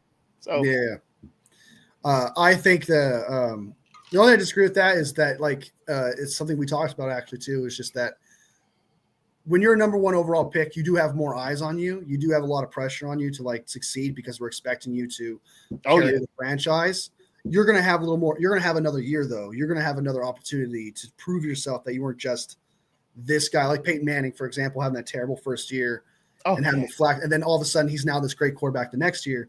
If you're Mr. Irrelevant, if Brock Purdy played bad against the Miami Dolphins, we never would have heard Brock Purdy ever again. Brock Purdy would never been spoke of again. We never saw him again. Yeah, you throwing him out.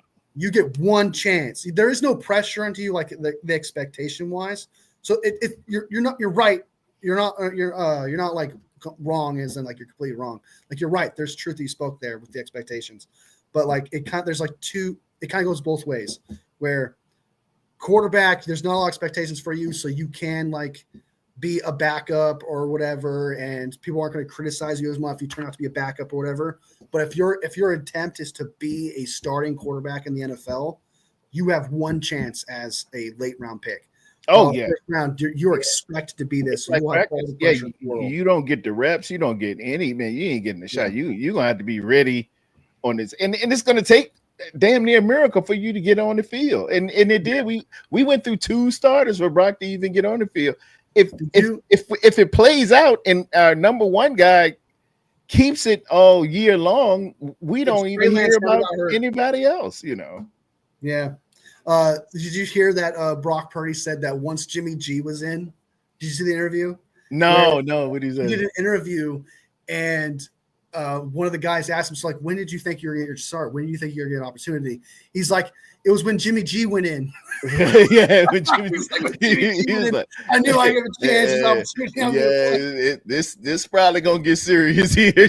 Jimmy usually gets hurt. He's gonna give it. Shots fired, dude. Now I don't think he meant it like that. Yeah, He's not that type of guy, but it's like, dude, I think he just made it unintentional. Yeah, when Jimmy G came, I knew I was gonna. Jimmy G was in there, man. I knew I had a chance. Yeah, I got. I'm in there now. If he's in. I was like, damn, dude, that's fucking hilarious. He had a wonderful interview, man. He really touched a great deal on his faith, man. He's just amazing, and that's why I'm just so kindred with Brock Purdy. He gets it at an early age. I wasn't there at that age, and I know spirit when I hear it and when I see it, and he just has the love of Jesus in his heart, and it's not just him, it's a lot of these guys, man, who are absolutely phenomenal to be that young and realize really where the source and strength of your power is.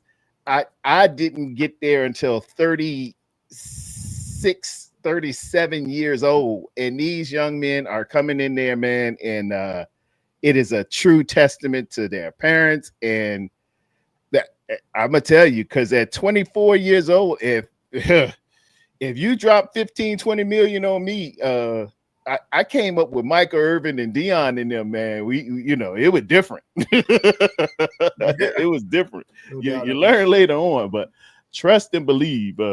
He did say something that I love a lot, which was like he acknowledged that he's not ignorant to his, or pretends like he doesn't get prideful or excited about like, oh, on this 3rd down, man, I made this credible play. He said that, and they're like, oh, I made this incredible play. He's like, yeah. And he's like, no, in those moments, I recognize it and I stop and I thank God that I was able to make those plays because he gave him those gifts.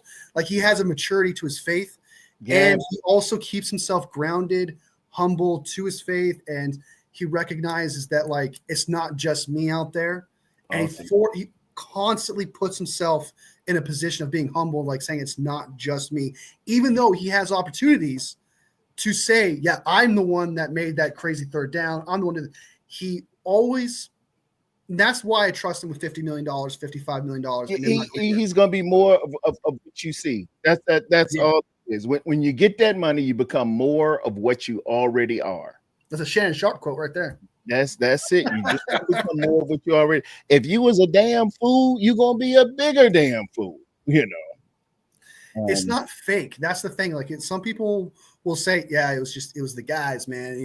The guys are the reason why, we won this game and stuff like that, and I just try to apply that. And you can kind of see behind the mask of them being like, they're forcing the issue. With Brock Purdy, it's natural. It's a natural humbleness. It's a natural faith to him. It's a natural, like, hey, I'm applying, like, I'm not lying to you when I say that, yeah, I like these moments. And like Cleo said, Brock is genuine. He doesn't lie to you about who he is. He tells you exactly what, like, I love this word down. And Kylie, you said, I sat and watched it, took all my notes there. I just couldn't I thought it was a second interview he was talking about, but if it's the same one, yeah, it's because he's done two now. Sat down and talked to Pastor the Jacksonville one, which is the one you sent me, but there's another one, and he's sitting down talking to some people. That's just that little bit there. I'm gonna make a joke here. I'm gonna make a joke on that real quick, which is Brock is actually a really good guy, so that means he'll actually take a good discount. Technically, God gave him that agent, and that agent's gonna get the most money possible. So he's technically putting it in God's hands. Yes. So yeah, he's a great guy and all, but he's gonna be like, it's in God's hands, and God gave me this agent. So just anoint the money and let's get it on. And it's not like, for whatever reason, everybody's seen other quarterbacks get money and just think, oh, well, it's just going to be over. Once you pay a quarterback, oh my God, it's all over. Look what happened to them. Look what happened to them. They not Brock. They not this dude. You in a different situation. It is. I'm telling you. It's different when you notice the difference between those quarterbacks. That why it'd be different with Brock Purdy is that Dak Prescott, Trevor Lawrence, Jordan Love, all those Tua Tagovailoa in the playoffs after actually getting the money, they're not playoff quarterbacks. They can't get it done. They don't know how to make something out of nothing. They don't do that. Brock Purdy, when everyone in the Packers and Lions game, where those names were playing like no names, and Brock Purdy put it on his shoulders, made it happen. You could trust someone like that who gets that money, who can turn something out of nothing. Those quarterbacks who are paid $55 million, yeah, they're great in the regular season. They gonna put up points, and Tua put up points, and not dismissing Tua, but remember they put up 70 on Denver. 70 and 30. They put up 70 in the game in that regular season, 85 degrees, real nice in Miami. Everybody out wearing bikinis in the stands. Let me see you in the cold of winter when it's real ugly out. That's when we're gonna find out. You ain't see them 70 points and stuff, did you? It's different. Yeah, for sure. And another thing is like you paying. They say like you can't pay a quarterback, you can't win. Jalen Hurts got paid at the time. It was a lot of money, took a lot of cap hit. Mahomes, whether or not, may not, it's sort of a discount, I'm not gonna lie, but it was still a good chunk of the salary cap, which he still had to maneuver with. You can win a Super Bowl with the quarterback being paid a certain amount of money because that quarterback can get it done in the playoffs. That's what happens. You got to go to the playoffs. Dak Prescott, CeeDee Lamb, Ezekiel Elliott, a top 5 offensive line, a top 7 to top 10 tight end, couldn't get it done because he turned all those great names into no names because he doesn't know how to give them the ball, doesn't know how to play well in the playoffs. That's the difference. It's your quarterback in the playoffs is what matters the most. And Brock Purdy in the playoffs has shown, despite how bad the players are, those names, like CMC didn't play very good in my opinion. A lot of people disagree on that, but I don't think he played that great in that playoffs of 2023. I don't think Kittle did or anybody. I don't think anyone did. And it was Brock Purdy put it on his shoulders and won us that game against Green Bay. Won us the game against the Lions. Get him in the playoffs. That's what he turned. It count in the playoffs. He turned Chris Conley into a clutch. What was it? It was like 3rd and long, and he threw a ball that was like 3rd and 15 or something like that. And it was on a sideline throw, and he turned Chris Conley, who's a it was like when the commentators are saying, "Who's this guy?" Jawan Jennings in the Super Bowl. Jawan was on his way to win the MVP in my eyes, and we were a block away from him having I think he would have had the hat trick. Did he run? No, he scored one with a pass. He threw one, and he would have scored another one because he was wide open. Jawan Jennings was ready, and Jawan Jennings was not a ballyhooed great receiver coming out of college that everybody had to have. He wasn't CeeDee Lamb. He wasn't a 1st-round pick. He's made Jawan Jennings better. Jawan Jennings, we know Jawan Jennings. We call him 3rd and Jawan now. And Jawan Jennings is of lesser relative athletic scale or score than your prototypical big name X wide receiver. That has happened under Brock Purdy. It has. Yeah, he didn't get and they said 1,000 he yards. can't make people better. That's a shining example of just that. We don't need Justin Jefferson and who else? Jamar Chase to win with. We have one with these other guys. Do they have Super Bowls? Those two wide receivers you mentioned, just Jefferson and Jamar Chase, do they have Super Bowls? He got So- that. You don't need all that. BA didn't have 1,000 yards until Brock showed up. So when Brock showed up, he had 1,000 yards. Say it again. Say it again. Say it again for him. Hold on. Rewind the tape and say that again, please. One more time. Brandon Ayuk did not have 1,000 yards until Brock Purdy showed up. So Print it. He makes players better. Print it. Put it on a T-shirt and tell everybody I said it. BA won't BA until Brock got here. He didn't have 1,000 yards before. He was here with Jimmy G. If y'all remember, right? For a year and right? then a year. Yeah, he was For all of them 23 saying, when he was- "Oh, he's just like Jimmy G." He just no. Brandon Ayuk was here. He ain't have 1,000 before Brock Purdy. Yeah, Brock just Purdy saying. makes this team better, and I don't understand why people say that doesn't happen. Another thing is like when Ellison says, if you remember correctly, Lawrence and the Jags did come back from 30-plus win a playoff game. Do you know who he was playing against? He was playing against Justin Herbert, who's just as bad. So yeah, if you put two people together, one of them's probably going to come back and win against the other. Something crazy is going to happen. But the moment that team plays a good one, that quarterback actually plays one that doesn't choke or one that's actually good, he's not. I don't expect Trevor Lawrence to make those plays to make it happen, right? So, and I don't expect Trevor Lawrence in the playoffs to consistently come back and consistently win these playoff games over and over and over again. I don't see that. I don't see that from Trevor Lawrence. And Justin Herbert is just a natural choker. I'm sorry, but Justin Herbert, I was proven right in this previous playoffs, and I'm super happy about it. Everyone's like, Justin Herbert's a top 5 quarterback. Blah, blah, blah, blah, blah. I'm like, he's not. I'm telling you, he's not. He's got the attributes, man. Tall dude, looks like Josh Allen, throws like Josh Allen. He's this type dude, but he doesn't have that clutch trait at all. He's anti-clutch. Did you see those interceptions he threw? The interceptions he threw, absolutely. And I'm the first one to tell you, Ellison and I were just debating with him coming out, and everybody was saying how great he was. When I would look at Oregon games, I didn't see it. But when he got to the NFL, he's the only dude I know that could roll out outside of the numbers and throw the daggone ball 65, 70 yards downfield to the other side outside of the numbers. He's a Martian. As far as talent, yes, he has got it. But to reiterate your point, I ain't see it in the playoffs yet. I ain't see those splash plays in the playoffs yet. The same I didn't see in Oregon when he was coming up. I don't see this stuff yet. He'll give you some flashes in the regular season, and you'll be like, oh my God, look at the arm. My goodness.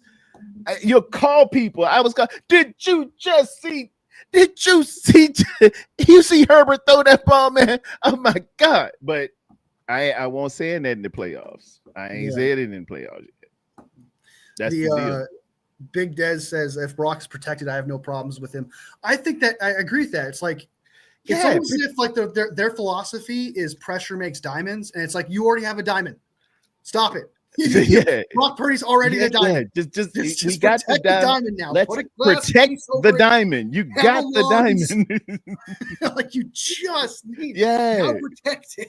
And it's just when they moving those big diamonds in the diamond district in New York, and they have to go from store to store, they got a bodyguard that goes with you who is armed. He has that 9mm and a trench coat. He's following the diamond dealers. You got the diamond. Now protect the diamond. That's what you do. Man. They got the diamond and they still trying to squeeze it. you damn fool. What are you doing? Protect the diamond. For sure. And I honestly, I think you got the wide receiver core. I think you have the running backs. I think you have the tight end. I would be ecstatic. Obviously, you still need to address the D tackle position and get a couple D tackles. But if they went center, guard, tackle, like in the third on from that point, because I do think first and second round are obviously at this point D line important, right? That's a priority there. But after that, if you came out with the center, which I don't think is going to happen, obviously, it's like Brenda or whatever. But if they come out with a center, a guard, and a tackle, I would absolutely love it because it's like, okay, you're showing some initiative to the offensive line to protect your diamond that you've already created at this point. But it's like as if they're purposely trying to keep him on his toes for whatever possible. Let's get him some competition. Let's get him. Let's take all of his weapons and show us you can do it without play 1-on-11. And if you can do that, like we used to play pick up and run when we was when you were a little kid, you know, that they called it another name, but you're not supposed to say that nowadays. But you would throw the ball up, catch it, and you would have to run against everybody who was on the field. I think everybody played that street game. That's not how football works. You got to have some decent players around you, and you can win. It's simple as that. But you need protection. Everybody, no quarterback does it 1-on-11. And if you do, you're stupid. You're stupid because it's the National Football League. Ellison says, how many coaches and systems has Lawrence had in his 3 to 4 years? How many has Brock? Consistency means a lot. Well, hey, too bad. I ain't got nothing to do with that. You need to shine when you can shine. If you that great, sorry, you got turnover behind that offensive line. That just happens. He's been consistent behind that offensive line. Behind that offensive line, he constantly throws off the back foot, throws accurate passes. He constantly is a top 10 quarterback in QBR. That is consistently there. He constantly makes something out of nothing all the time. In the playoffs, he's constantly great. I can't remember the last time and Brock Purdy already has I don't know how many playoff games where I blame Brock Purdy for that loss, or I could be like, okay, Brock Purdy just wasn't good enough for that. Like in the Super Bowl when we lost in, I don't even blame him for that. Like not even one thing in that game do I blame him for. In the game where he tears his PCL against the Eagles, you can't blame him for that injury at the beginning of the game. But those games before, as a rookie, he played phenomenal. He was very consistent in the playoff games as a rookie, as Mr. Irrelevant. And so it's just like Brock has always been consistently great despite what you've been giving him. Everyone knows that, quarterback can be great. I'm not saying he's Patrick Mahomes. I'm not saying he's a top 3 quarterback or anything like that. I'm not saying anything like that. But he has shown to be a top 10 quarterback consistently. And if you have a top 10 quarterback in this league, that is phenomenal. You're in a great position. That is something to hold dear. That's something to pay. Brock Purdy has been constantly great. If you don't have a top 10, you're looking for a top 10 quarterback. Exactly. And it is a long road, and I know how that looks. And I don't care to go into it anymore. You got the quarterback. Let's work on the other pieces and protecting the quarterback. And I promise you, it'll be if you protect them and you have a good top 5 offensive line in the National Football League, you will find yourself in the Super Bowl. Given a good D as well. Pause. You got to have a good defense and don't be stupid on special teams. I promise you, you can get to the Super Bowl. I promise. Yeah. This is how it works. Elson says, I'm talking consistent not only in play, but with scheme and players around him and coaching. That's the coach's job. That's the GM's job. You look that the scheme is the coach's job. Because Brock Purdy does fine in the scheme. Everything you ask Brock Purdy to do, you got away from this scheme that Brock Purdy does, which is the play action stuff and all those things, and he still played good, despite all the injuries and all the problems. The players around him is the GM and coaching's job. The coaching part is the coaching part. But if you're talking about a player, the player's play and how he plays and what he does in clutch moments, Brock Purdy does it all. Brock Purdy is consistently great. Yeah, man. He constantly came in. It won't like he needed 3 years of consistency, 2 years of consistency. He came in day one showing traits that he just knew what he was doing. He knew what he was doing better than any other quarterback I had seen play here in the Kyle Shanahan regime. And other than on this side of Matty Ice, would you dare venture to say he's played the most successful and executed the best of all the quarterbacks that Kyle Shanahan has had? He's played better under he's played the best under a scheme, played best no matter what the players are given to him. Brock Purdy. Look at Ty is trolling me, talking about some Mac Jones is better. Mac Jones will come and get be mac and cheese. Mac will add to the list of quarterbacks that came and thought they would have something in San Francisco and go packing, like Nate Sudfeld and Jimmy G and Trey Lance, and we'll just add them to the list, add them to the faces. He's like a log on the fire if you're gonna make a competition. Mac, I will say this: Mac Jones comes in with a humble nature and saying, "I'm here to learn from Brock Purdy." That's he did say that. Good way of saying it. Good way of saying it. Mac Jones is acknowledging that, hey, I'm not the starter here. I'm not the starter here. That guy is. Like, yeah, I'm saying he's the starter. Like I'm just letting you know that, hey, I'm just the backup. I'm coming here to learn from Brock Purdy. You know, I understand that he was going to be my backup in Alabama at some point. I was the man at the point, but he doesn't acknowledge that. He acknowledges, like, hey, I respect Brock Purdy. I love Brock Purdy. I have a great relationship with him. I expect him to be the starter. I'm going to be the backup. And I think Mac Jones came here. I hate the signing, by the way, just because, not because a lot of people don't believe in Mac Jones, but I personally still think he's a like 27 to 32 type quarterback, right? I love him as a player, but selfishly, there's a reason why I don't like it. Selfishly is the drama that's going to surround the signing that drives me nuts. Oh yeah. I think he's still a starting back end quarterback from what I've seen. I don't think he's coming to San Francisco to do what Sam Darnold did, what San Francisco did for Sam Darnold, to revive his career, for Sam Darnold to learn from Brock Purdy, and then Sam Darnold transferred over. Mac Jones came here for that reason, because he wants, okay, whatever they did for Sam Darnold, I want them to do for me. Want that I'd be signing that $35 million deal or something like that. Resurrect my career like that. And to his credit, I have to give Sam Darnold a shout out as well. They asked him, hey, what was the key to everything that happened, with your resurrection? He said, man, Brock Purdy. I learned from that dude. That little dude can show you, hey, just slow it down, get it to your playmakers, and stop trying to guard. Do the point guard. Just get this thing out, man. Be accurate. Know where they at. Know where people supposed to be. That's what I do here. Hey, you want a Toyota truck? Right. I think that's crazy, man. He bought it. Oh my god, we can talk about that for more, but I have to use the bathroom and stuff like that. All right, man. I'm out of here, everybody. Thank y'all so much for coming in. Everybody that tuned in. Red Jet Shell was first and foremost, man. Shout out to you. Shout out to Ellison, all the Golden Domers, Kylie Young, everybody, man. Enjoyed it. I'm gonna be on in a few more hours with CG Ruthless.